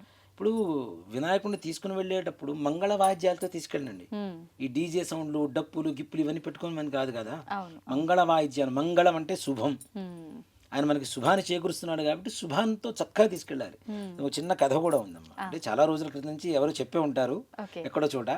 కానీ హుస్సేన్ సాగర్, మన హైదరాబాద్లో హుస్సేన్ సాగర్లో ఒక పడవలో 3 వెళ్తున్నారు. ఒక క్రిస్టియను, ఒక హిందువు, ఒక ముస్లిం. ఇది తెలిసే ఉంటుంది చాలా మందికి. బాగా వరదలు వచ్చేసినాయి. ముస్లిం అతను ఉండి అలా నన్ను కాపాడని చెప్పి అడిగాట. ఆయన వచ్చి తీసుకుని వెళ్ళి కాపాడాడు. అలాగే క్రిస్టియను జీసస్ నన్ను కాపాడను కానీ జీసస్ వచ్చి ఆయన కాపాడని తీసుకుని వెళ్ళాడు. హిందూ వచ్చి గణపతిని ప్రార్థిస్తున్నట, నువ్వు నన్ను కాపాడయ్యా కాపాడయ్యా. ఈ గణపతి మాత్రం హుస్సేన్ సాగర్ ఒడ్డు మీద నిల్చొని నాట్యం చేస్తున్నట్ట. అదేంటయ్యా జీసస్ అనగానే ఆయన వచ్చి తీసుకెళ్ళాడు, అలా అనగానే ఆయన వచ్చి తీసుకెళ్ళాడు, నేను మునిగిపోతున్నాను, నువ్వు ఎందుకు డ్యాన్స్ చేస్తున్నావు అంటే, మరి నేను మునిగేటప్పుడు మీరు డ్యాన్స్ చేయటం లేదా, మీరు మునిగేటప్పుడు నేను డ్యాన్స్ చేస్తే వచ్చింది అన్నట్టు. అంటే అలాంటి వికృతమైనటువంటి స్థితికి మనం తీసుకెళ్తున్నాం భగవంతుడు కదా. అది తప్పు కదా. ఆనంద నాట్యం చేయడం వేరు, ఇష్టం వచ్చినట్టు ఏదో ఈ మద్యాలు తీసుకొని ఆ తుంపర్లు దేవుడి మీద పడుతూ ఉంటే మనం కింద పడిందే ఏది వస్తువు దేవుడికి సమర్పించం. అలాంటిది మన తుంపర్లు భగవంతుడి మీద పడుతూ ఉంటే అది ఎంతవరకు కరెక్టు? అంతవరకు పూజ చేసి, అంత పవిత్రంగా పూజ చేసి, ఈ డప్పుల మధ్యలో, ఈ డీజేల మధ్యలో ఇష్టం వచ్చినట్టు మద్యం సేవించి అరుస్తూ దేవుడి మీద ఎక్కి, ఇంకోటి కూడా నేను నిషేధం అని చెప్తాను. భగవంతుడికి వినాయకుడికి లడ్డు నివేదన పెడుతూ ఉంటారు కదా. అసలు లడ్డు పెట్టమని ఎవరు చెప్పారు? ఏ శాస్త్రాల్లో ఉంది? ఎక్కడా లేదు. మోదక ప్రియుడు ఆయన. మోదకం అంటే ఉండ్రాళ్ళు కదా. మోదకం అంటే ఉండ్రాళ్ళు కూడా కాదు, మోదకం అనేటువంటిది ఒక పిండి వంట. ఉండ్రాళ్ళు వేరు, మోదకం వేరు. కనీసం అంత చేయలేని పక్షంలో కనీసం ఉండ్రాళ్ళు అన్న పెడుతున్నాం. ఆయన చేతిలో ఆయన ఉండేది వరదాభయ హస్తాలతో ఇలా ఉంటాడు. ఆయన స్టిల్ మార్చేసి ఇలా పెట్టేసాం మనం చేతిలో లడ్డు పెట్టడానికి. ఈ లడ్డూని పెట్టేసి దీన్ని లక్షలకి కోట్లకి వేలాలు వేసి భగవంతుడు ప్రసాదం వేలం వేయటం ఏమిటి? పెడితే ఇంకంతా అందరికి పెట్టు, పో నీ నైవేద్యం పెట్టావు నీ భక్తి కొద్దీ. ఆ లడ్డే అందరికి ప్రసాదంగా నైవేద్యంగా సమర్పించాలి. దాన్ని వేలం వేసి భగవంతుడికి రేట్లు పెట్టి దాంట్లో పాల్గొనాలంటే ముందుగా రిజర్వేషన్లని, అడ్వాన్సులని. ఈ అంటే భగవంతుడు కమర్షియల్ అయిపోతున్నాడా? భగవంతుడిగా చూస్తున్నావా మనం? అది తప్పు కదా. నివేదనగా అక్కడ పెట్టాల్సింది లడ్డు కూడా కాదు, మోదకం పెట్టాలి. అందుకనే భగవంతుడు ఎప్పుడు ఇలా మనకి వరదాన్ని అభయాన్ని ఇచ్చేటువంటి స్థితిలో ఉంటాడు, కానీ మన దగ్గర నుంచి తీసుకునే పరిస్థితులు ఇలా ఉండడు ఆయన కదా. కాబట్టి భగవంతుడికి అలా చేయటం అనేది కూడా తప్పు. అవి కూడా అసలు నిషేధించాలనే చెప్తాను నేనైతే. కాబట్టి ఇప్పుడున్న పరిస్థితిలో మనం చెప్తే నేను శత్రువు అవుతానేమో, కానీ శత్రువు అయినా పర్లేదు, నిజం చెప్పడం అనేది మన ధర్మం. కాబట్టి ధర్మాన్ని ఇప్పుడు కాకపోతే భవిష్యత్ కాలంలో అయినా సరే కనీసం ఎప్పుడైనా ఒకసారి ఈ వీడియో చూసిన వాళ్ళు ఇది మనం చేస్తున్న తప్పు కదా అనేటువంటి ఒక భావన ఒక మనసులోకి వచ్చి ఒక్కళ్ళు మారినా చాలు, మనం వీడియో చేసిన దానికి పరమార్థం దక్కినట్టే మనకి. ఏమ్మా ఇహ గణపతి స్వామి వారికి పూజ చేద్దాం. మరలా ఆచమనం చేయండి. 3 సార్లు చేతిలో నుండి వేసి 3 సార్లు చేతిలో నుండి వేసుకుని తాకండి నాన్న. ఆచమ్యాకే సవాయ స్వాహ, ఓం నారాయణాజ స్వాహ, ఓం మాధవాజ స్వాహ. చేయకట్టుకోండి. గోవిందాయ నమః, విష్ణవే నమః, సూదనాయ నమః, త్రివిక్రమాయ నమః, వామనాయ నమః, శ్రీధరాయ నమః, ఋషికేశాయ నమః, పద్మనాభాయ నమః, దామోదరాయ నమః, సంకర్షణాయ నమః, వాసుదేవాయ నమః, ప్రద్యుమ్నాయ నమః, నిరుద్ధాయ నమః, పురుషోత్తమాయ నమః, ధోక్షజాయ నమః, నరసింహాయ నమః, అచ్యుతాయ నమః, జనార్దనాయ నమః, ఉపేంద్రాయ నమః, హరయే నమః, శ్రీకృష్ణాయ నమః, శ్రీకృష్ణ పరబ్రహ్మణే నమో నమః. అక్షతలు తీసుకోండి. ఆచమ్యాపురోక్తే గుణశేషణ విశిష్టాయాం శుభతిథౌ అనేన పూర్వసంకల్ప ప్రకారేణ వర్షే వర్షే ప్రయుక్త శ్రీ వరసిద్ధి వినాయక స్వామి దేవత వ్రత పూజాఖ్యం కర్మ కరిష్యే. చేతిలో నీళ్లు వేసుకొని నీళ్లు అక్షతలు ప్లేట్లో వదిలిపెట్టేసేయండి అమ్మ. అక్షతలు తీసుకోండి. ఓం విఘ్నధ్వాంత నివారణైః కత్రణైః విఘ్నాటవీహ వ్యవాడ్ విఘ్నవ్యాళకుల ప్రమత్త గురుడో విఘ్నేప పంచాననః విఘ్నోత్తుంగగిరిప్రభేదనగరి విఘ్నాబ్ధికుంభోద్భవః విఘ్నాఘౌ గగన ప్రచండ పవనో విఘ్నేశ్వరః పాతు నః మృత్తికబింబేస్మిన్ శ్రీమన్మహాగణాధిపతిమావాహయామి స్థాపయామి పూజయామి. తమలపాకు తీసుకొని అలా స్వామివారి పాదాల దగ్గర పట్టుకోండి. ఓం అసునీతే పునరస్మా సుచక్షు పునఃప్రాణమిహనో దేహి భోగం జోక్పస్సేమ సూర్యముచ్చరం దామ్నముదే ప్రళయా ఆన స్వస్తి అమృతం వయ ప్రాణామృతమాప ప్రాణ నేవయధాస్థానముపక్వయతే. అక్షతలు తీసుకున్నమ్మా చెప్పండి. స్వామిన్ సర్వ జగన్నాథ యావత్ పూజ వసానకం తావత్వం ప్రీతి భావేన బింబేస్మిన్ సన్నిధిం కురు. శ్రీ వరసిద్ధి వినాయక స్వామినే నమో నమః. స్థిరో భవ వరదో భవ సుముఖో భవ సుప్రసన్నో భవ స్థిరాసనం కురు. ధ్యానం. నమస్కారం చేసుకోండమ్మా. ఓం నమో వ్రాతపతయే నమో గణపతయే నమః ప్రమథపతయే నమస్తే అస్తు లంబోదరాయ ఏకదంతాయ విఘ్న వినాశినే శివసుతాయ శ్రీ వరదమూర్తయే నమో నమః. అక్షతలు తీసుకొని గణపతి దగ్గర వేయండి. శ్రీమన్మహాగణాధిపతయే నమః. ధ్యాయామి ధ్యానం సమర్పయామి ఆవాహయామి సువర్ణరత్నగతదేమ సింహాసనం సమర్పయామి. పాదయో నీళ్లు 3 సార్లు అట్లా స్వామివారి దగ్గర చూపించేసి ప్లేట్లో వదిలిపెట్టేసేయండి. పాదయో పాద్యం సమర్పయామి. హస్తయో అర్ఘ్యం సమర్పయామి. ముఖే ఆచమనీయం సమర్పయామి. ఔపచారక స్నానం. కొద్దిగా నీళ్లు చల్లండి గణపతి మీద. ఓం మా భవిష్ఠామయో భవస్థాన ఊర్జేత ధాతన మహేరణాజ చక్షసే యోవశ్యవదమోరసస్తస్య భాజే దేహన ఉషదీర్వ మాతర తస్మారంగమామవో ఇస్సక్షయా యజన్వథ ఆపో జనజథా జన. శ్రీమన్మహాగణాధిపతయే నమః. శుద్ధోదక స్నానం సమర్పయామి. కొబ్బరికాయ తీసుకొని కొట్టండి.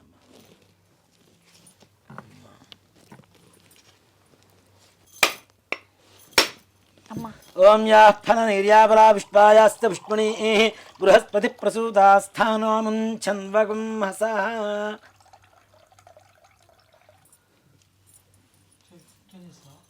ఆ తమలపాకుతో కొద్దిగా గణపతి మీద నీళ్లు చల్లండి. ఇందాక శుద్ధోదకం అంటే మామూలు నీళ్లు పోసాం కదా, మనం ఏం చేస్తాం సోపు రుద్దుకుంటాం కదా, అలానే ఇది సోప్ అనమాట స్వామివారికి. అలా దేవతలకి ఈ నారికేళ ఫలం అనేది వారికి ఉండేటువంటి మనం ఇచ్చేటువంటి లిక్విడ్ సోప్ లాంటిది.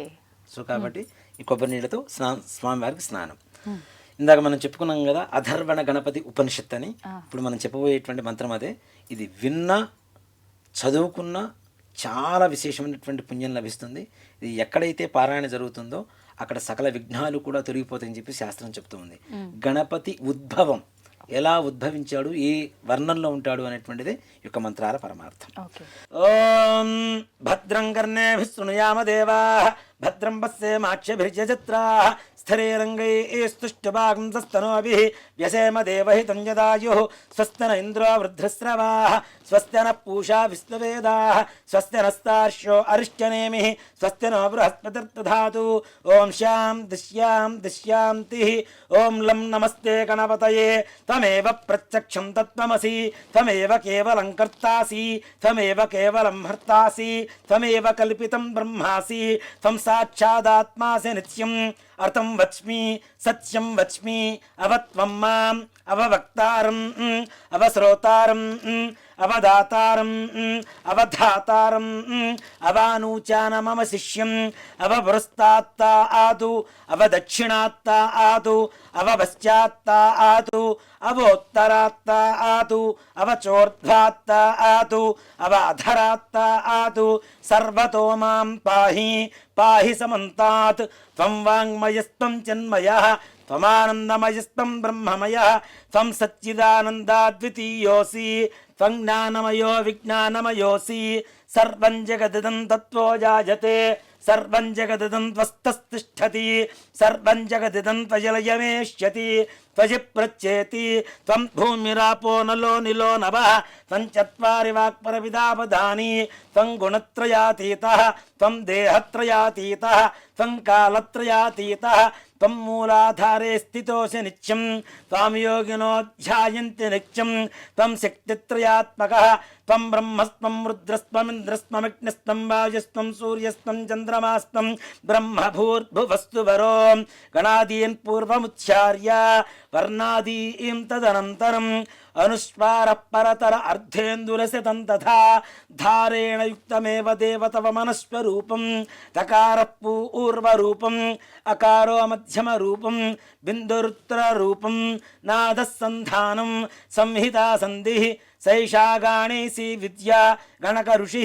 రుజడ్గాయత్రీ ఛంద శ్రీమహాగణాధిపతిర్దేవత ఓం గం గణపతయే నమః ఏకదంతాయ విద్మహే శూర్పకర్ణాయ ధీమహి తన్నో గణక ప్రచోదయాదు ఏకదంతం చతుర్హస్తం బిభ్రాణం పాశుపంకుజం అభయం వరదం హస్తైర్దధానం మూషికధ్వజం రక్తం లంబోదరం శూర్పసుకర్ణం రక్తవాసనం రక్తగంధానులుప్తాంగం రక్తపుష్పైః సుపూజితం భక్తానుకంపినం దేవం జగత్కారణముచ్యుతం ఆవిర్భూతం చ సృష్ట్యాదో ప్రకృతే పురుషాత్పరం ఏవం ధ్యాయోతి యో నిత్యం స యోగి యోగినాం వరః నమో ప్రాతపతయే నమో గణపతయే నమః ప్రమథపతయే నమస్తే అస్తు లంబోదరాయ ఏకదంతాయ విఘ్న వినాశినే శివసుతాయ శ్రీ వరదమూర్తయే నమో నమః శ్రీమన్మహాగణాధి శ్రీ వరసిద్ధి వినాయక స్వామినే నమో నమః.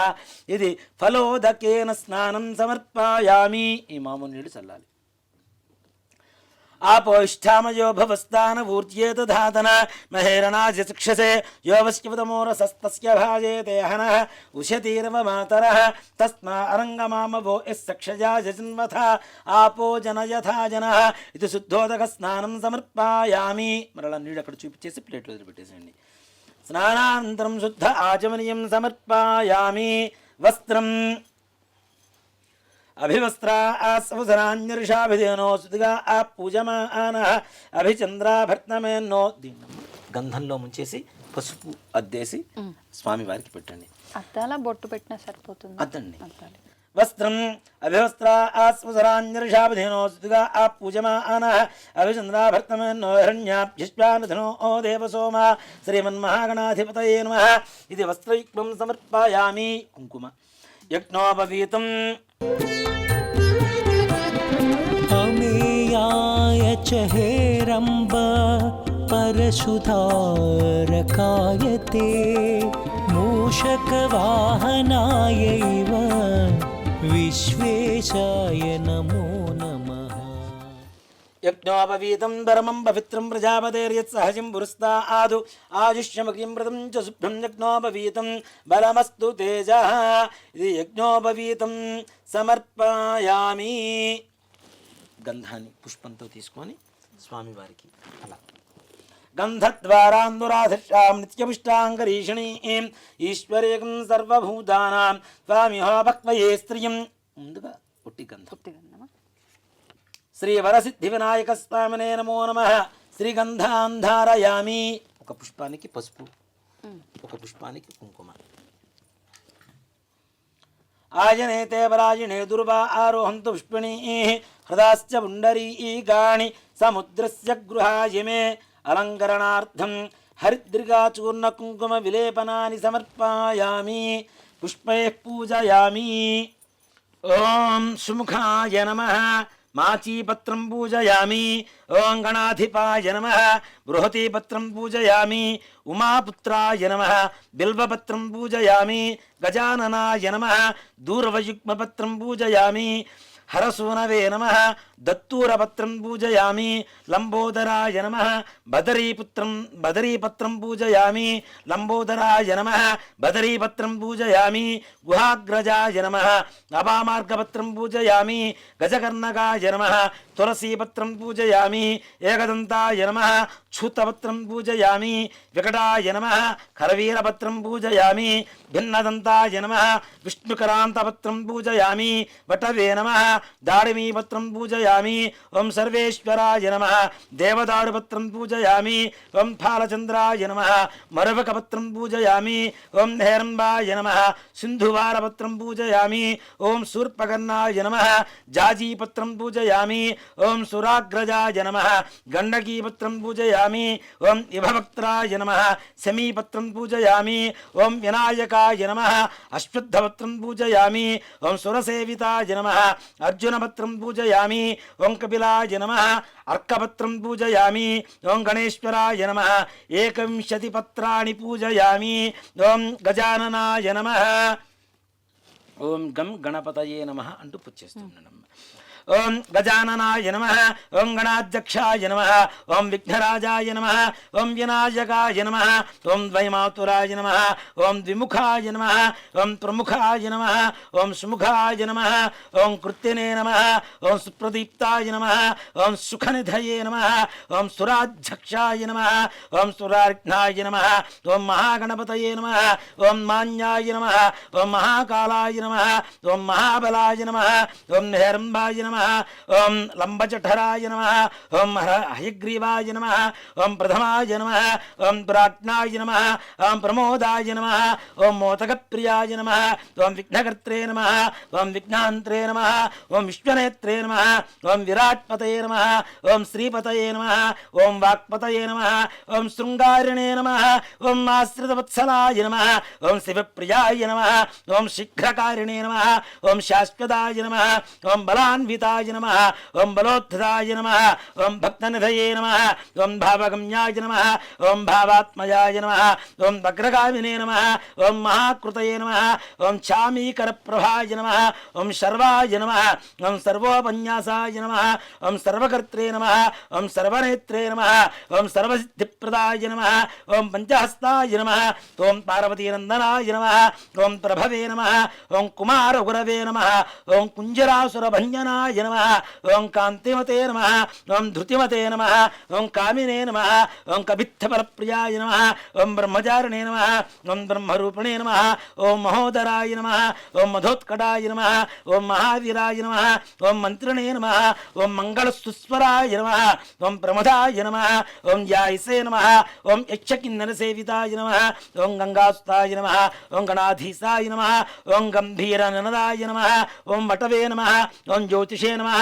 ఓం ఆజ్ఞ అక్రాంత పదచిత్ప్రభవే నమః ఓం అభీష్టప్రదాయ నమః ఓం మంగళప్రదాయ నమః ఓం అవ్యక్తమూర్తయే నమః ఓం పురాణపురుషాయ నమః ఓం పూష్ణే నమః ఓం పుష్కరోక్షిప్తప్రదాయ నమః ఓం అగ్రగణ్యాయ నమః ఓం అగ్రపూజ్యాయ నమః ఓం పుష్కరోక్షిప్తప్రహరణాయ నమః ఓం అపాకృతపరాక్రమాయ నమః ఓం సత్యధర్మణే నమః ఓం సఖ్యే నమః ఓం సారాయ నమః ఓం సరసాంబునిధయే నమః ఓం మహేశాయ నమః ఓం విశదాంగదాయ నమః ఓం మణికింకణమేఖలాయ నమః ఓం సమస్తదేవతామూర్తయే నమః ఓం సహిష్ణవే నమః ఓం బ్రహ్మవిద్యాతిదానభువే నమః ఓం జిష్ణవే నమః ఓం విష్ణవే నమః ఓం విష్ణుప్రియాయ నమః ఓం భక్తజీవితాయ నమః ఓం ఐశ్వర్యకారణాయ నమః ఓం సదోత్థితాయ నమః ఓం విశ్వదృశే నమః ఓం విశ్వరక్షాధి విధానకృతే నమః ఓం కళ్యాణగురవే నమః ఓం ఉన్మత్తవేషాయ నమః ఓం పరజయినే నమః ఓం సమస్తజగదాధారాయ నమః ఓం సర్వేశ్వర్యప్రదాయ నమః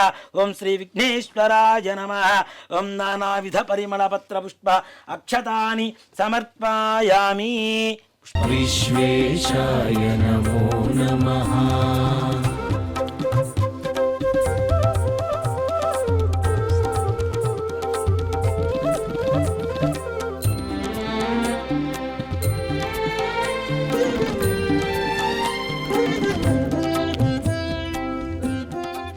ఓం సుముఖాయ నమః ఓం ఏకదంతాయ నమః ఓం కపిలాయ నమః ఓం గజకర్ణకాయ నమః ఓం లంబోదరాయ నమః ఓం వికటాయ నమః ఓం విఘ్నాజాయ నమః ఓం ధూమకేతవే నమః ఓం గణాధిపాయ నమః ఓం గణాధ్యక్షాయ నమః ఓం గజాననాయ నమః ఓం ఫాలచంద్రాయ నమః ఓం వక్రతుండాయ నమః ఓం శూర్పకర్ణాయ నమః ఓం నిహరంబాయ నమః ఓం స్కందపూర్వజాయ నమః ఓం సర్వసిద్ధిప్రదాయకాయ నమః కుమారగురవే నమః శ్రీమన్మహాగణాధిపతయే నమః నానావిధ పరిమళపత్ర పుష్ప అక్షతాని సమర్పయామి.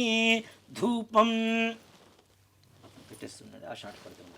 వనస్పత్యోర్దివ్యనానాగ్రహేస్పర్వదేవానాం ధూపోయం ప్రతిష్ఠితాం ధూపమాఘ్రాపయామి సాజ్యం త్రివృత్తి సంయుక్తం వన్నినా యోచితం ప్రియం గృహాణమంగళం దీపం త్రిలోక్యం దివ్రావః భక్త్యా దీపం ప్రీత్యామ దేవాయ పరమాత్మనే త్రాహిమాన్ గాద్ఘోరా దివ్య జ్యోతిర్నమోస్తుతే సాక్షాత్ ప్రత్యక్ష దీపం దర్శయామి. కొద్దిగా నీళ్ళు అలా చూపించేసి దేవుడి దగ్గర వదిలిపెట్టేసేయండి. ధూపదీపానంతరం శుద్ధ ఆచమనీయం సమర్పయామి. నైవేద్యం ఓం భూర్భువస్సువః.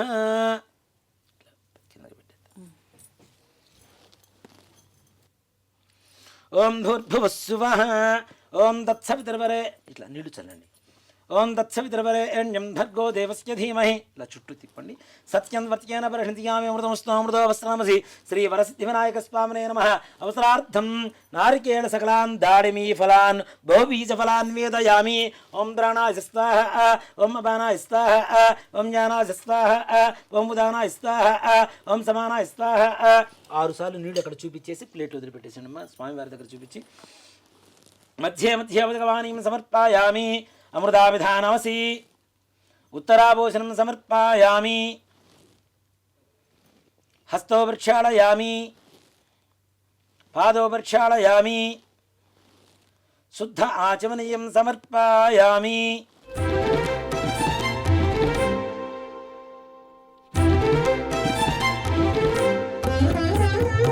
అనంత విభవాయైవ తాంబూలం సూగీఫలైస్తకర్పూరేర్నాగవల్లీధలేరుచితం ముక్తాచూర్ణ సమాయుక్తం తాంబూలం ప్రతిగృహ్యతాం.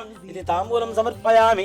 తాంబూల ఆచరణానంతరం మరలా కొద్దిగా నీళ్ళు చూపించేసి ప్లేట్లు పెట్టేసి శుద్ధ ఆచమనీయం సమర్పయామి. కర్పూర ఆనందమంగళ నీరాజనం. జాయతే నమః గుహాగ్రజాయతే నమః. ఓం హిరణ్యపాత్రం మధో పూర్ణం దధాతి మధవ్యో జానీతి ఏకదా బ్రహ్మణోపహరతి ఏకదేవ యజమాన ఆజస్తేజో దధాతి. కర్పూర ఆనందమంగళ నీరాజనం దర్శయామి.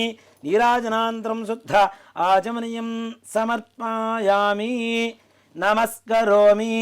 జై శ్రీమద్ రమణ గోవింద హరి. జయ బోలో గజానన్ మహారాజు. ఓం తత్పురుషాయ విద్మహే వక్రతుండాయ ధీమహి తన్నో దంతి ప్రచోదయాత్. శ్రీమన్ మహావరసిద్ధి వినాయక స్వామినే నమో నమః. పాదారవిందయో దివ్య సువర్ణ మంత్ర పుష్పాంజలిం సమర్పయామి. మరలా కొద్దిగా అక్షతలు వేయనమ్మ. ఛత్రచామరాజ్ సర్వోపచార పూజార్థే అక్షతాం పరికల్పయామి. అథ కథా ప్రారంభ. అక్షతలు. పూర్వకాలంలో గజాసురుడు అనేటువంటి ఒక రాక్షసుడు పరమేశ్వరుడు నుంచి ఘోరంగా తపస్సు చేశారట. ఘోరమైనటువంటి తపస్సు చేశారు. అంతటా పరమేశ్వరుడు ప్రత్యక్షమయ్యాడు. ఆయనకి ఏం కావాలి వరం అని చెప్పి అడుగుతూ ఉంటే, పరమేశ్వరుడు అంటేనే బోళాశంకరుడు. ఎవరు కొద్దిగా తపస్సు చేసినా ఓ చెమ్ముడు నీళ్లు నెత్తిన పోసినా హరహర మహాదేవ అంటే చాలు ఆయన కరుణిస్తూనే ఉంటారు. కాబట్టి అంత ఘోర తపస్సు చేసినటువంటి గజాసురుడిని వరం కోరుకో అని చెప్పి అంటే, గజాసురుడు స్వామి నేను నీ భక్తుడిని, నువ్వు ఎప్పుడు కూడా నా ఉదరం ఉండేట్టుగా నాకు వరం ఇవ్వు అని చెప్పి ప్రార్థించారు. అసలు పరమేశ్వరుడు భక్త సులభుడు కాబట్టి భక్తులు కోరుకున్నటువంటి కోరికను తీర్చడం కోసం ఆయనకు ఉదరంలో ప్రవేశించారు. అసలు పార్వతీదేవి పరమేశ్వరుడు జాడ తెలియట్లా, ఎక్కడున్నాడు ఏంటి ఎలా ఎక్కడ ఉన్నాడు తెలియట్లేదు. చిట్ట చివరికి గజాసురుడి గర్భంలో ఉన్నాడు పరమేశ్వరుడు అని చెప్పి తెలుసుకున్న పార్వతి విష్ణుమూర్తి దగ్గరికి వెళ్ళి ప్రార్థించింది. పూర్వకాలంలో భస్మాసురుడి బారి నుంచి కూడా నా పతిని కాపాడవు, నాకు రక్షించి నాకు వసిగావు, కాబట్టి ఇప్పుడు కూడా ఆ గజాసుర గర్భంలో ఉండేటువంటి ఆ పరమేశ్వరుడు నాకు వసంగమండి అని చెప్పి ఆ విష్ణుమూర్తిని ప్రార్థించారు. అంతటా ఈ విష్ణుమూర్తి బ్రహ్మాది దేవతలందరినీ కూడా పిలిపించి వాళ్ళందరికీ తలకు ఒక వాయిద్యాన్ని ఇచ్చారు. ఒకరికి ఏమో డోలు, ఒకరికి సన్నాయి, ఈ విధంగా ఇచ్చుకుంటూ ఈ విష్ణుమూర్తి మాత్రం సన్నాయి రూపంలో అందరూ మారిపోయి ఈయన కూడా చక్కటి చిరుగంటలు కట్టినటువంటి సన్నాయి చేతి పట్టుకొని ఆ నగరంలో ఈ గజాసురుడు ఉండేటువంటి రాజ్యంలో వాయిస్తూ ఉన్నారట. ఇది ఆ నోట ఈ నోట విన్నటువంటి గజాసురుడు తన ముందు ఆడిద్దాం గంగిరెద్దుని అంటే నందీశ్వరుణ్ణే గంగిరెద్దుగా తయారు చేసి వీళ్ళందరూ కూడా చక్కగా వాయిస్తూ ఉన్నారు వాయిద్యాలన్నీ కూడా. ఇలాంటిది ఏదో బాగుంది, మరి అందరూ మంచిగా చక్కగా ఉంది, చాలా ఆనందకరంగా ఉందని చెప్తున్నారు. కాబట్టి నేను కూడా ఆ యొక్క వాయిద్యాన్ని ఆ గంగిరెద్దుల మేళాన్ని చూద్దాము అనేటువంటి ఆలోచనతో ఆయన సభ ముందు ఏర్పాటు చేశారట ఈ గంగిరెద్దుల మేళాన్ని అంతా కూడా. అందులో విష్ణుమూర్తి సన్నాయి వాయించడం, అవును. బ్రహ్మాది దేవతలు వాయిద్యాలు వాయించడం అంటే సర్వసాధారణంగా ఉండదు కదా. సుస్వరంగా ఆనందంగా ఎంతో సంతోషకరంగా ఉన్నదిట. అది చూసినటువంటి గజాసురుడు మీకు ఏం కావాలి కోరుకున్నా ఇచ్చేస్తాను సంతోషంగా అని చెప్పేశాడు. ఆ సమయంలో విష్ణుమూర్తి ఇది శివుడి వాహనమైనటువంటి నంది ఆయన్ని కనుక్కోవడానికి వచ్చింది కాబట్టి ఆ శివుణ్ణి ఇవ్వండి అని చెప్పి అడిగారుట ఈ యొక్క విష్ణుమూర్తి. అంతటా గజాసురుడికి అర్థమైంది వచ్చిన ఆయన ఎవరో కాదు, సకల రాక్షస సంహారి అయినటువంటి విష్ణుమూర్తే, కాబట్టి నాకు ఇక మరణం తప్పదు అని చెప్పి ఆ విష్ణుమూర్తికి ప్రార్థించి శివుణ్ణి కూడా ఒక వరాన్ని కోరుకున్నారట. నా యొక్క శిరస్సు త్రిలోక్య పూజ్యంగా ఉండేట్టుగా నాకు వరం ఇవ్వండి, అలాగే నా యొక్క శరీరాన్ని మీరు వస్త్రంగా ధరించండి అని చెప్పి వరం అడిగారట. పరమేశ్వరుడు అలానే చెప్పాడు. ఈ నంది తన కొమ్ములతో ఆ యొక్క గజాసురుడి గర్భాన్ని చీరిస్తే లోపల ఉన్నటువంటి పరమేశ్వరుడు బయటకు వచ్చాడు. ఇప్పుడు విష్ణుమూర్తి చెప్పాడు, నాయన ఇష్టం వచ్చినటువంటి వాళ్ళందరికీ ఇట్లాంటి పిచ్చి పిచ్చి కోరికలు కోరుతూ ఉంటారు, అందరికీ వరాలు ఇచ్చుకుంటూ పోతే ఇలాంటి కష్టకాలాలు వస్తుంటాయి. అప్పుడు భస్మాసురుడు, ఇప్పుడేమో గజాసురుడు, కాబట్టి జాగ్రత్తగా వరం ఇచ్చేటువంటి విషయంలో కూడా చాలా జాగ్రత్తగా ఆలోచించి ఇవ్వాలి అని చెప్తే అలానే అని చెప్పి ఎవరు లోకాలకి వారు బ్రహ్మాది దేవతలు విష్ణుమూర్తి అందరూ వాళ్ళ లోకాలకు వాళ్ళు వెళ్ళిపోయారు. తర్వాత పరమేశ్వరుడు నంది వాహనం ఎక్కి చక్కగా కైలాసానికి ప్రయాణం ప్రారంభించారు. ఈ సమయంలో పార్వతీదేవికి పరమేశ్వరుడు వస్తున్నాడన్న సంగతి తెలుసుకున్నది. ఆనందంగా ఉండి చాలా రోజుల తర్వాత వస్తున్నారు. ఇప్పుడు ఆడవాళ్ళు ఏం చేస్తారు, ఎవరైనా భర్త ఎన్నో రోజుల నుంచి ఒక విదేశాల నుంచి వస్తున్నారంటే మంచి చక్కగా అందంగా అలంకరించుకొని ఆయనకి ప్రేమ కలిగేలాగా కనబడుతూ ఉంటారు కదా ఆనందంగా. అలాగే పార్వతీదేవి కూడా స్నానం చేద్దాము, అభ్యంగన స్నానం చేద్దాము అని చెప్పి ఒంటికి పెట్టుకున్నటువంటి ఆ నలుగు పిండి తీసి నలుగు పిండితో ఒక చక్కటి బొమ్మను తయారు చేసిందట. ఆ బొమ్మను తయారు చేసిన తర్వాత ఆవిడకి చాలా అపురూపంగా కనపడింది, అందంగా కనపడింది. దీనికి ప్రాణం పోద్దాము అని చెప్పి ఆమె శక్తితో ప్రాణాన్ని పోసి ఆ యొక్క బాలుడు ఆ బొమ్మ ఏదైతే ఉందో ప్రాణం వచ్చింది కాబట్టి బాలుడు రూపంలో సింహద్వారం దగ్గర ఎవరూ లోపలికి రాకుండా చూడు అని చెప్పి కాపలాగా ఉంచేసింది. అంతటా ఆ పార్వతీదేవి స్నానానికి అలంకరించుకోవడానికి వెళ్ళింది. పరమేశ్వరుడు రానే వచ్చాడు. దిగి లోపలికి వెళ్తూ ఉంటే నువ్వెవరు లోపలికి వెళ్ళడానికి లేదు అని చెప్పాడు ఈ యొక్క బాలుడు. అరే ఈ కైలాసమే నాది నాయన, లోపల ఉన్నది నా భార్య, నేను ఎన్నో రోజుల తర్వాత గజాసుర గర్భ నుంచి బయటకు వచ్చాను, నా భార్యను కలవడానికి వెళ్తున్నాను అంటే లేదు వెళ్ళడానికి లేదు అని అక్కడే అడ్డగిస్తూ ఉంటే ఆయన చేతిలో ఉన్నటువంటి త్రిశూలంతో ఆ యొక్క తలమని దునివేసి ఖండించేసి ఆ లోపలికి వెళ్ళారు. పార్వతీ పరమేశ్వరులు ఇద్దరు చక్కగా కూర్చొని మాట్లాడుకుంటూ ఉన్నారు ఆనందంగా. ఆ సమయంలో ఈ వాకిలి దగ్గర ఉన్నటువంటి బాలుడి సంగతి విషయం మాటల మధ్యలో వచ్చింది వీరికి.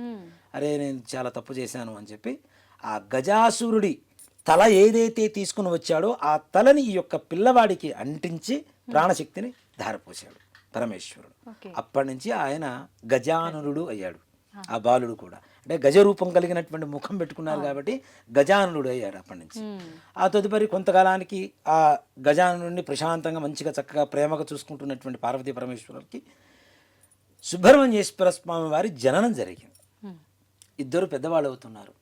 దేవతలు మునులు అందరూ వచ్చి విఘ్నాలకి ఎవరినైనా ఒకడైనా అధిపతిగా మాకు చేయండి, నియమించండి అని చెప్పి ప్రార్థిస్తూ ఉంటే పరమేశ్వరుడు ఒకటే మాట చెప్పాడు, వీరిద్దరిలో ఎవరైతే ముందుగా అన్ని నదులలో వెళ్ళి స్నానం చేసి నా దగ్గరకు వస్తారో వారికి విఘ్నాధిపత్యాన్ని ఇస్తాను అని చెప్పి ఆ యొక్క పరమేశ్వరుడు వీరిద్దరికి చెప్పగా సుబ్రహ్మణ్యేశ్వర స్వామి వారి వాహనం ఏమిటి? నెమలి. ఈయన వాహనం ఎలుక కదా, ఇది స్లోగా వెళ్తూ ఉంటుంది. నెమలి బర్ మనం పరిగెడుతూ ఉంటుంది. సుబ్రహ్మణ్యేశ్వర స్వామి వారి నెమలి ఎక్కారు, వాహనం ఎక్కేసి అన్ని నదుల్లో స్నానం చేయడానికి ముందుగా వెళ్ళిపోయారు. ఆ గజానుడు మరుగుజ్జు రూపంలో బాగా పొద్దుగా ఉన్నారు కదా, ఆ తండ్రి దగ్గరికి వెళ్ళి అయ్యా అసలు నా మరుగుజ్జు రూపం అని మీకు తెలుసు, నా అసమర్థత తెలిసి కూడా ఇలాంటి పరీక్ష పెట్టారు అంటే ఇంక నేను ఏమనుకోవాలి, ఏదైనా తరుణోపాయం చెప్పండి అని చెప్పి ఆ పార్వతీ పరమేశ్వరులు ఇద్దరిని కూడా ప్రార్థించారు ఆ యొక్క గణాధి. అంతటా ఆ పరమేశ్వరుడు నాయన నారాయణ మంత్రాన్ని ఏదైతే అష్టాక్షరి ఓం నమో నారాయణాయ అనేటువంటి అష్టాక్షరి మంత్రం ఉంటుందో ఆ మంత్రాన్ని స్మరిస్తే చాలు నువ్వు ముల్లోకాల్లో స్నానం చేసినటువంటి అన్ని నదుల్లో స్నానం చేసినటువంటి పుణ్య ఫలితం లభిస్తుందని చెప్పారు. అంతటా ఆ గజానుడు ఏం చేశాడు, నారాయణ మంత్రం చదువుకుంటూ ప్రత్యక్ష దైవాలైనటువంటి తల్లిదండ్రులకి ప్రదక్షిణ చేస్తూ ఉన్నారట. మనం చాలామంది అంటే కథగా కాకుండా నేను చెప్తున్నానమ్మా, చాలామంది వినాయకుడికి పూజ చేస్తున్నాం అంత పత్రి తీసుకొస్తున్నాం, అన్ని లడ్లు నైవేద్యం పెడుతున్నాం, ఇన్ని మోదగాలు నివేదన పెడుతున్నాం, 9 రోజులు చేస్తున్నాం, భజనలు చేస్తున్నాం, పూజలు చేస్తున్నాం అని చెబుతున్నాం. వినాయక చవితి చెయ్యాలి అంటే చేస్తున్నాము అంటే వినాయకుడు ఏం చేశాడో అది మనలో నింపుకోవాలి. తల్లిదండ్రుల్ని దైవంగా చూశారు కాబట్టి మనం కూడా వినాయకుడిలాగా మారాలి.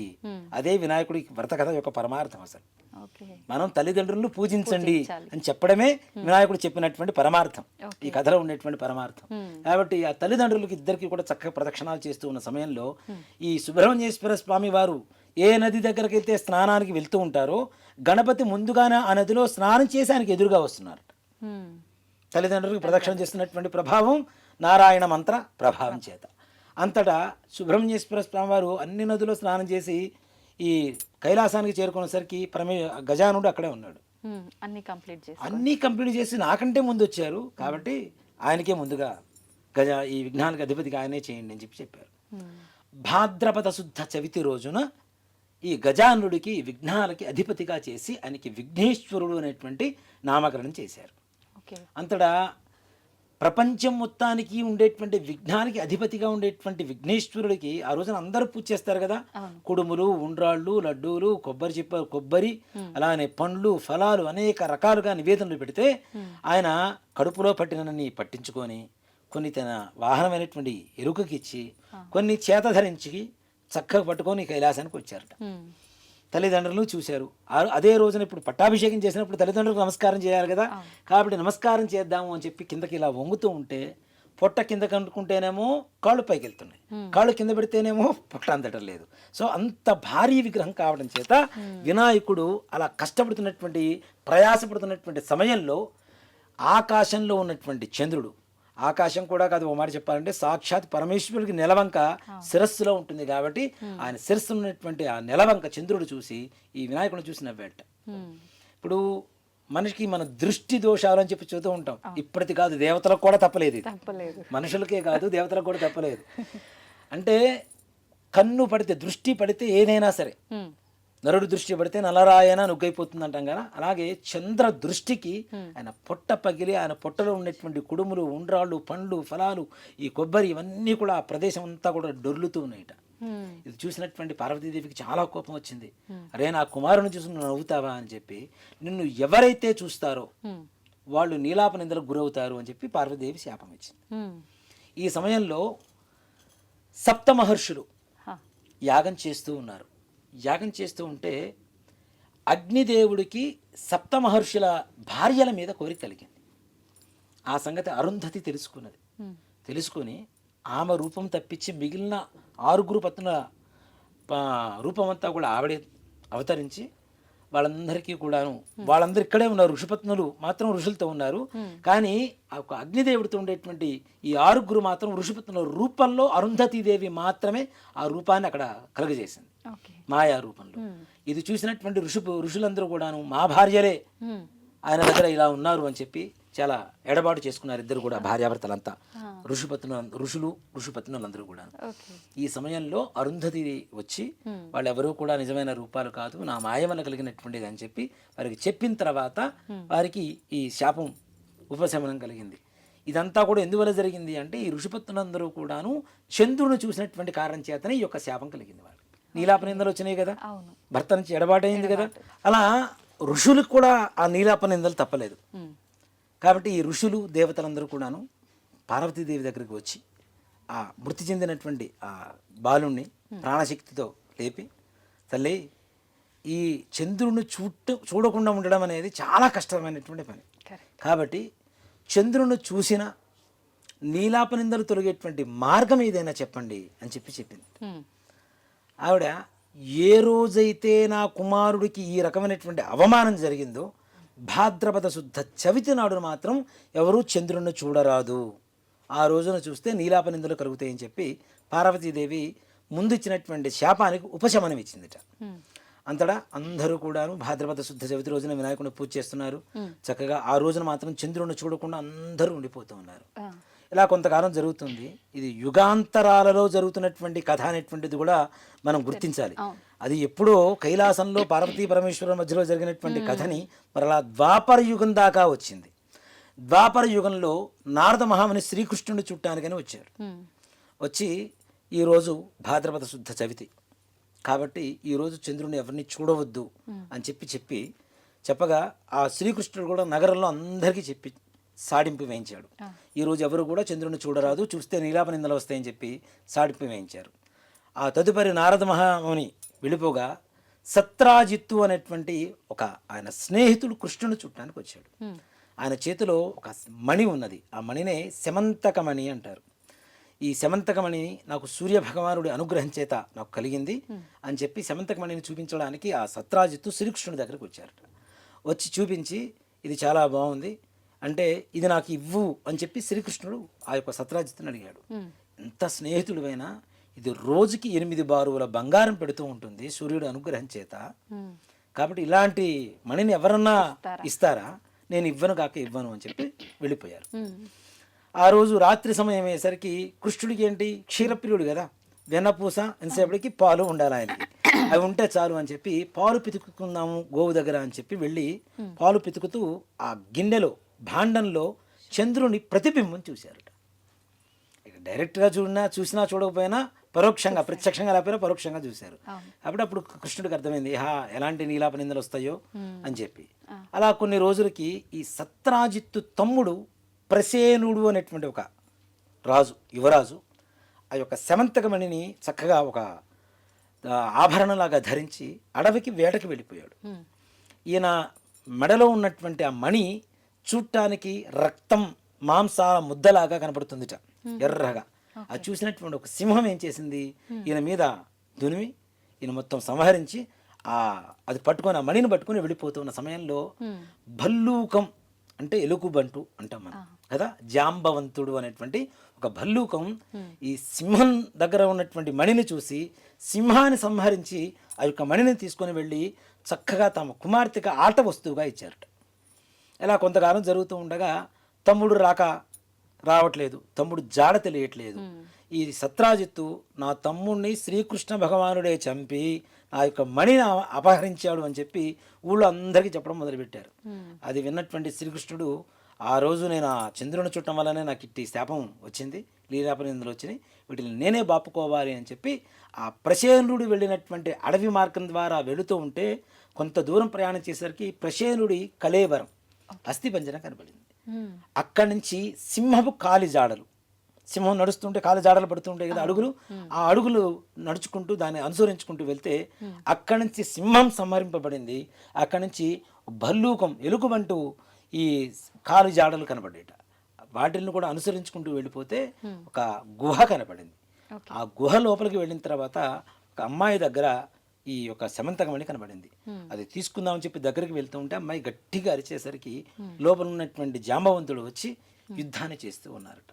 ఇద్దరు యుద్ధం చేస్తున్నారు. ఇలా 28 రోజుల పాటు యుద్ధం జరిగింది. ఇలా కృష్ణుడి మీద పడి యుద్ధాన్ని చేస్తూ ఉన్నారట జాంబవంతుడు. ఇలా 28 రోజుల పాటు యుద్ధం జరిగింది. ఈ యుద్ధంలో జాంబవంతుడు మొత్తం క్షీణహీనుడైపోయాడు, ఉన్న బలమంతా కూడా తగ్గిపోయింది. అప్పుడు ఈ యొక్క జాంబవంతుడు కనిపించింది, నాయనా నువ్వు ఎవరో కాదు, నా శ్రీరామచంద్రమూర్తివే. త్రేతాయుగంలో నా మీద ఉన్నటువంటి ప్రేమ వాత్సల్యాలతో ఏదైనా ఒక వరం కోరుకో అంటే నీతో ద్వంద్వ యుద్ధం చేయాలని చెప్పి అప్పట్లో వరం కోరుకున్నాను. అది కాలక్రమేపీ జరుగుతుందని చెప్పి మీరు అప్పుడు వరం ఇచ్చారు. ఇన్ని రోజులు యుద్ధం చేశాను అంటే మీరు సాక్షాత్ నా శ్రీరామచంద్రమూర్తి అని చెప్పి నేను ఎరింగితిని, కాబట్టి నన్ను రక్షించు నాథ అని చెప్పి ప్రార్థిస్తే ఆ యొక్క ప్రేమతో ఆ శ్రీకృష్ణ భగవానుడు ఆయన యొక్క శరీరానంతా కూడా అలా నిమిరారుట. ఆయనకు ఉన్నటువంటి గాయాలన్నీ కూడా తగ్గిపోయి మరలా శక్తివంతుడయ్యాడు. అప్పుడు జాంబవంతుడు ఎందుకోసం వచ్చారు ఏమిటి అంటే ఇలా జరిగింది అని చెప్పి ఆ వృత్తాంతం అంతా కూడా చెప్పిన తర్వాత ఆ యొక్క శమంతకమణినే కాకుండా ఆయన కుమార్తె అయినటువంటి జాంబవతిని కూడా ఆయనకి ఇచ్చి పంపించి వేశారు. తర్వాత సత్రాజిత్ దగ్గరికి వెళ్ళి ఆయన నేను ఇలా అపహరించలేదు, జరిగిందంతా ఇది, ఈ ప్రసేనుడు ఇలా అయ్యాడు, ఇక్కడి నుంచి దొరికింది ఈ శమంతకమణి ఇదిగో తీసుకొని చెప్పి ఆయన చేతికి ఇస్తూ ఉంటే ఆ యొక్క సత్రాజిత్తు నేను చాలా పొరపడ్డాను, నీ మీద నీలాప నిందలు వేశాను, నన్ను క్షమించండి అని చెప్పి ఆయన కుమార్తె అయినటువంటి సత్యభామతో సహా మణితో సహా ఆయనకిచ్చి వివాహం చేశారుట. అంతటా ఆ శ్రీకృష్ణుడు ఉన్నటువంటి నీలాప నిందలన్నీ కూడా బాపుకున్నారు. ఈ మహర్షులు దేవతలందరూ కూడా మరలా ఆయన దగ్గరికి వెళ్ళి శ్రీకృష్ణుడి దగ్గరికి నువ్వు అన్నీ తెలిసిన వాడివి కాబట్టి నువ్వు ఈ నీలాప నిందలు నియంత్రణ నువ్వు బాపుకున్నావు. అవును. కానీ మేమేం చేయాలి? సర్వసాధారణంగా ఉండేటువంటి వాళ్ళం, నీ అంత శక్తి మాకు లేదు, నువ్వు సాక్షాత్ శ్రీమన్నారాయణుడివి కాబట్టి మాకు కూడా ఏదైనా ఉపశమనం చెప్పండి అంటే, ఎవరైతే భాద్రపద శుద్ధ చవితి రోజున వినాయకుడికి పూజ చేసి ఈ శమంతకమణి అనేటువంటి కథని చదువుకొని అక్షతులు గణపతి దగ్గర వేసి ఆ అక్షతుల శిరస్సును దారుస్తారో వారికి చంద్రుడు చూసినటువంటి దోషం కానీ నీలాపనిందలు కానీ కలుగుగాక అని చెప్పి వరాన్ని ఇచ్చారుట ఆ యొక్క శ్రీకృష్ణ భగవానుడు. ఈ విధంగా వినాయక చవితి రోజున శమంతకమణి వ్రత కథను చదువుకున్న విన్న సకల దోషాలు పోతాయి. కాబట్టి అందులో ఇంకోటి ఏంటంటే, ఎవరైతే మానసికమైనటువంటి అస్థిమితత ఎక్కువగా బాధలు పడుతున్నారో అలాంటి వారు ఈ శమంతకమణి కథని వినడం చేత ఇక్కడ కేవలం ఎక్కువగా చంద్రుడితోనే ప్రధానంగా ఉంది. చంద్రుడు ఏమి ఇస్తాడు? మనకి మనశ్శాంతిని ఇస్తాడు. చంద్రమా మనసే జాత అని శాస్త్రం చెప్తోంది. కాబట్టి చంద్రుడు అశాంతిని పోగొట్టి మనశ్శాంతిని ఇస్తాడు. కాబట్టి సకల విఘ్నాలు కూడా తొలగించేటువంటి విఘ్నేశ్వరుడికి ఆ యొక్క కథ చెప్పుకొని అక్షతలు వేసుకోవడం ద్వారా మానసికమైనటువంటి ప్రశాంతత, అలాగే మనం అనుకునేటువంటి సకల కార్యాలు దిగ్విజయంగా పూర్తి కావాలని కోరుకుందాం. స్కాందపురాణే రేవాఖండే శ్రీ వరసిద్ధి వ్రతకథాయాం సమాప్తః. ఏడుకొండలవాడ వెంకటరమణ గోవింద గోవింద. జయ బోలో గజానన్ మహారాజు కీ జై. హర నమః పార్వతీపతయే. హర హర మహాదేవ హర. శ్రీ వరసిద్ధి వినాయక స్వామినే నమో నమః. అందరూ అక్షతలు వేయండి. అక్కడ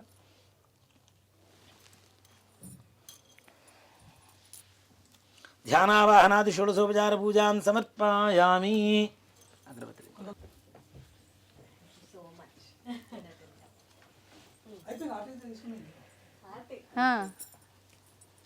పైన వద్దు, పాదాల మీద ఆయన ఎత్తి చేయబెట్టకూడదు కదా. అయిపోయిందా శ్రీకాంత్? వనస్పత్యుర్హైర్దివ్యేనానాగంధైస్ప్రవదేవానాం ధూపోయం ప్రదుక్ష్యతాం. శ్రీ వరసిద్ధి వినాయక స్వామినే నమో నమః. ధూపమాఘ్రాపయామి. దీపారాధన నమస్కారం చేసుకోండమ్మా. సాధ్యం త్రివృత్తి సంయుక్తం వన్నినా యోచితం ప్రియం గృహాణ మంగళం దీపం త్రైలోక్యం దివ్రావః. భక్త్యా దీపం పరిత్యామ దేవాయ పరమాత్మనే త్రాహిమాన్ గాద్ఘోరా దివ్య జ్యోతిర్నమోస్తుతే. సాక్షాత్ ప్రత్యక్ష దీపం దర్శయామి. కొద్దిగా నీళ్ళు అక్కడ చూపించేసి ప్లేట్ వదిలిపెట్టేసాడు అమ్మా. ధూపదీపాంతరం శుద్ధ ఆచమనీయం సమర్పయామి. నైవేద్యం మీ వినాయక చవితి కూడా తినకూడదని పెట్టేస్తున్నారు ముందుగానే ఆయనకి అన్ని రకాలు. ముందు పెడితే గుర్తుంటుంది. వినాయక చవితికి ఆయన ఖాళీ ఉండాలి కడుపు, అలాంటిది ఖాళీ లేకుండా చేసేసారు పాపం ఆయనకి.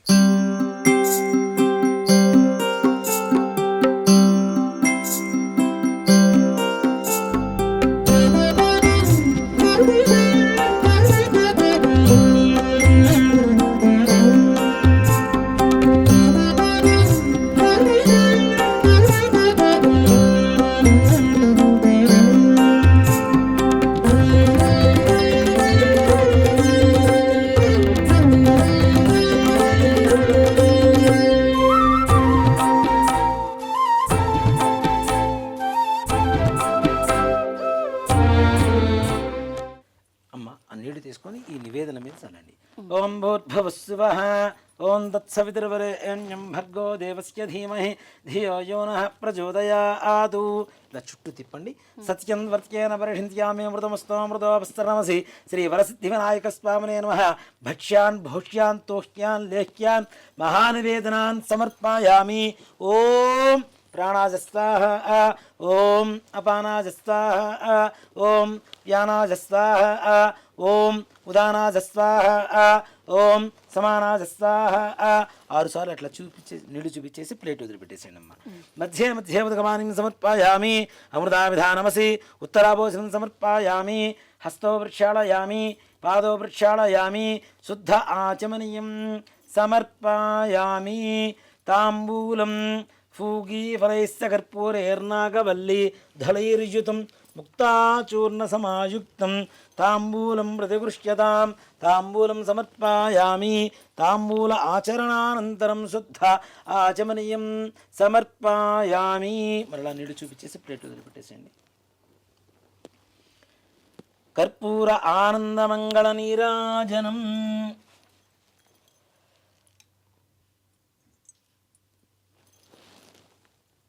ఓం సంరాజించ విరాజించాభిశ్రీర్యాజనో గృహే లక్ష్మీరాష్ట్రస్తయా ముఖే తయామా సకందృజామసి హిరణ్యపాత్రం మధో పూర్ణం దధాతి వధవ్యో సానీతి ఏకదా బ్రహ్మణ ఉపహరతి ఏకదైవ యజమాన ఆజస్తేజో దధాతి కర్పూర ఆనందమంగళ నీరాజనం దర్శయామి. నీళ్లు అలా చూపించేసి ప్లేట్ వదిలిపెట్టేసేయండి. నీరాజనానంతరం శుద్ధ ఆచమనీయం సమర్పయామి నమస్కరోమి. జై శ్రీమద్రమారమణ గోవింద. దివ్య సువర్ణ మంత్ర పుష్పాంజలిం సమర్పయామి. విశ్వేశాయ నమో నమః.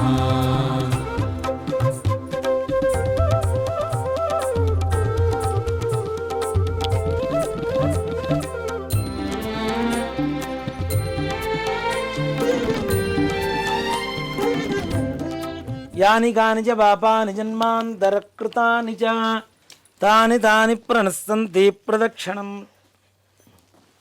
ఇప్పుడు ప్రదక్షిణ చేయాలి నాన్న. యాని కాని చ పాపాని జన్మాంతరకృతాని చ తాని తాని ప్రణశ్యంతి ప్రదక్షిణం పదే పదే.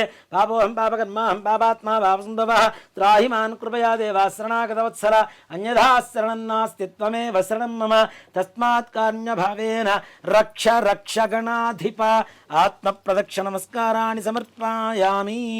ఛత్రమాచ్ఛాదయామి చామరం వీజయామి నృత్యం దర్శయామి గీతం శ్రావయామి ఆందోళికానారోహయామి గజానారోహయామి అశ్వానారోహయామి సకడానారోహయామి సమస్తరాజోపచార శక్త్యోపచార భక్త్యోపచార పూజాం సమర్పయామి. యస్మృత్యాజనాముక్త్యదపయాక్రియాదిషు యూనం సంవృతాం యా సుజ్యం తేదముచ్యుతం చెప్పండి. మంత్రహీనం క్రియాహీనం భక్తిహీనం గణాధిప యత్పూజితం మయా దేవ పరిపూర్ణం తదస్తుతే. చేతులు నీళ్లు వేసుకొని నీళ్లు అక్షతులు ఆ ప్లేట్లు వదిలిపెట్టేసేయండి అమ్మ. అనేన ధ్యానావాహనాది షోడశోపచార పూజయాజ అష్టోత్తర శతనామార్చనే నవసరణ వ్యత్యాస భగవాన్ శ్రీ వరసిద్ధి వినాయక స్వామి దేవతా సుప్రీతా సుప్రసన్నా వరదా భవతు. అస్మిన్ గ్రామే స్థితానాం ప్రజానాం బ్రాహ్మణాది సర్వవర్ణానాం భక్తజనానాం చ వ్యాధి చోర దుర్భిక్ష అతివృష్టి అనావృష్టి రాజబాధాది సర్వోపద్రవశాంతిరస్తు. అయం గ్రామం సుభిక్షం భవతు అయం దేశం సుభిక్షం భవతు. సర్వే జనాః సుఖినో భవంతు సమస్త సన్మంగళాని భవంతు. సత్యాః సంతు యజమానస్య కామాః రోచనో రోచమానః శోభనః శోభమానః కళ్యాణః బ్రాహ్మణవాక్ష్యం సత్యోస్తు తథాస్తు.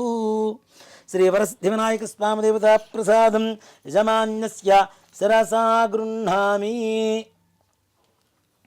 ఓం పర్యాప్త్యానంతరాయాయ సర్వస్థోమోతిరాత్రముత్తరమహద్భవతి సర్వస్యాప్యై సర్వస్యతిథ్యై సర్వమేవ తేన ఆప్నోతి సర్వం జయతి. శ్రీ వరసిద్ధి వినాయక స్వామి దేవతానుగ్రహ ప్రసాద సిద్ధి ద్వారా సకల కార్యేషు సర్వత్ర దిగ్విజయతా ఫల సిద్ధిరస్తు.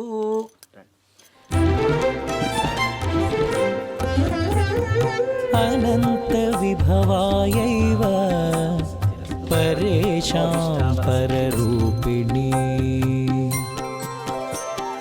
అనంత విభవాయైవ పరేషాం పరరూపిణి.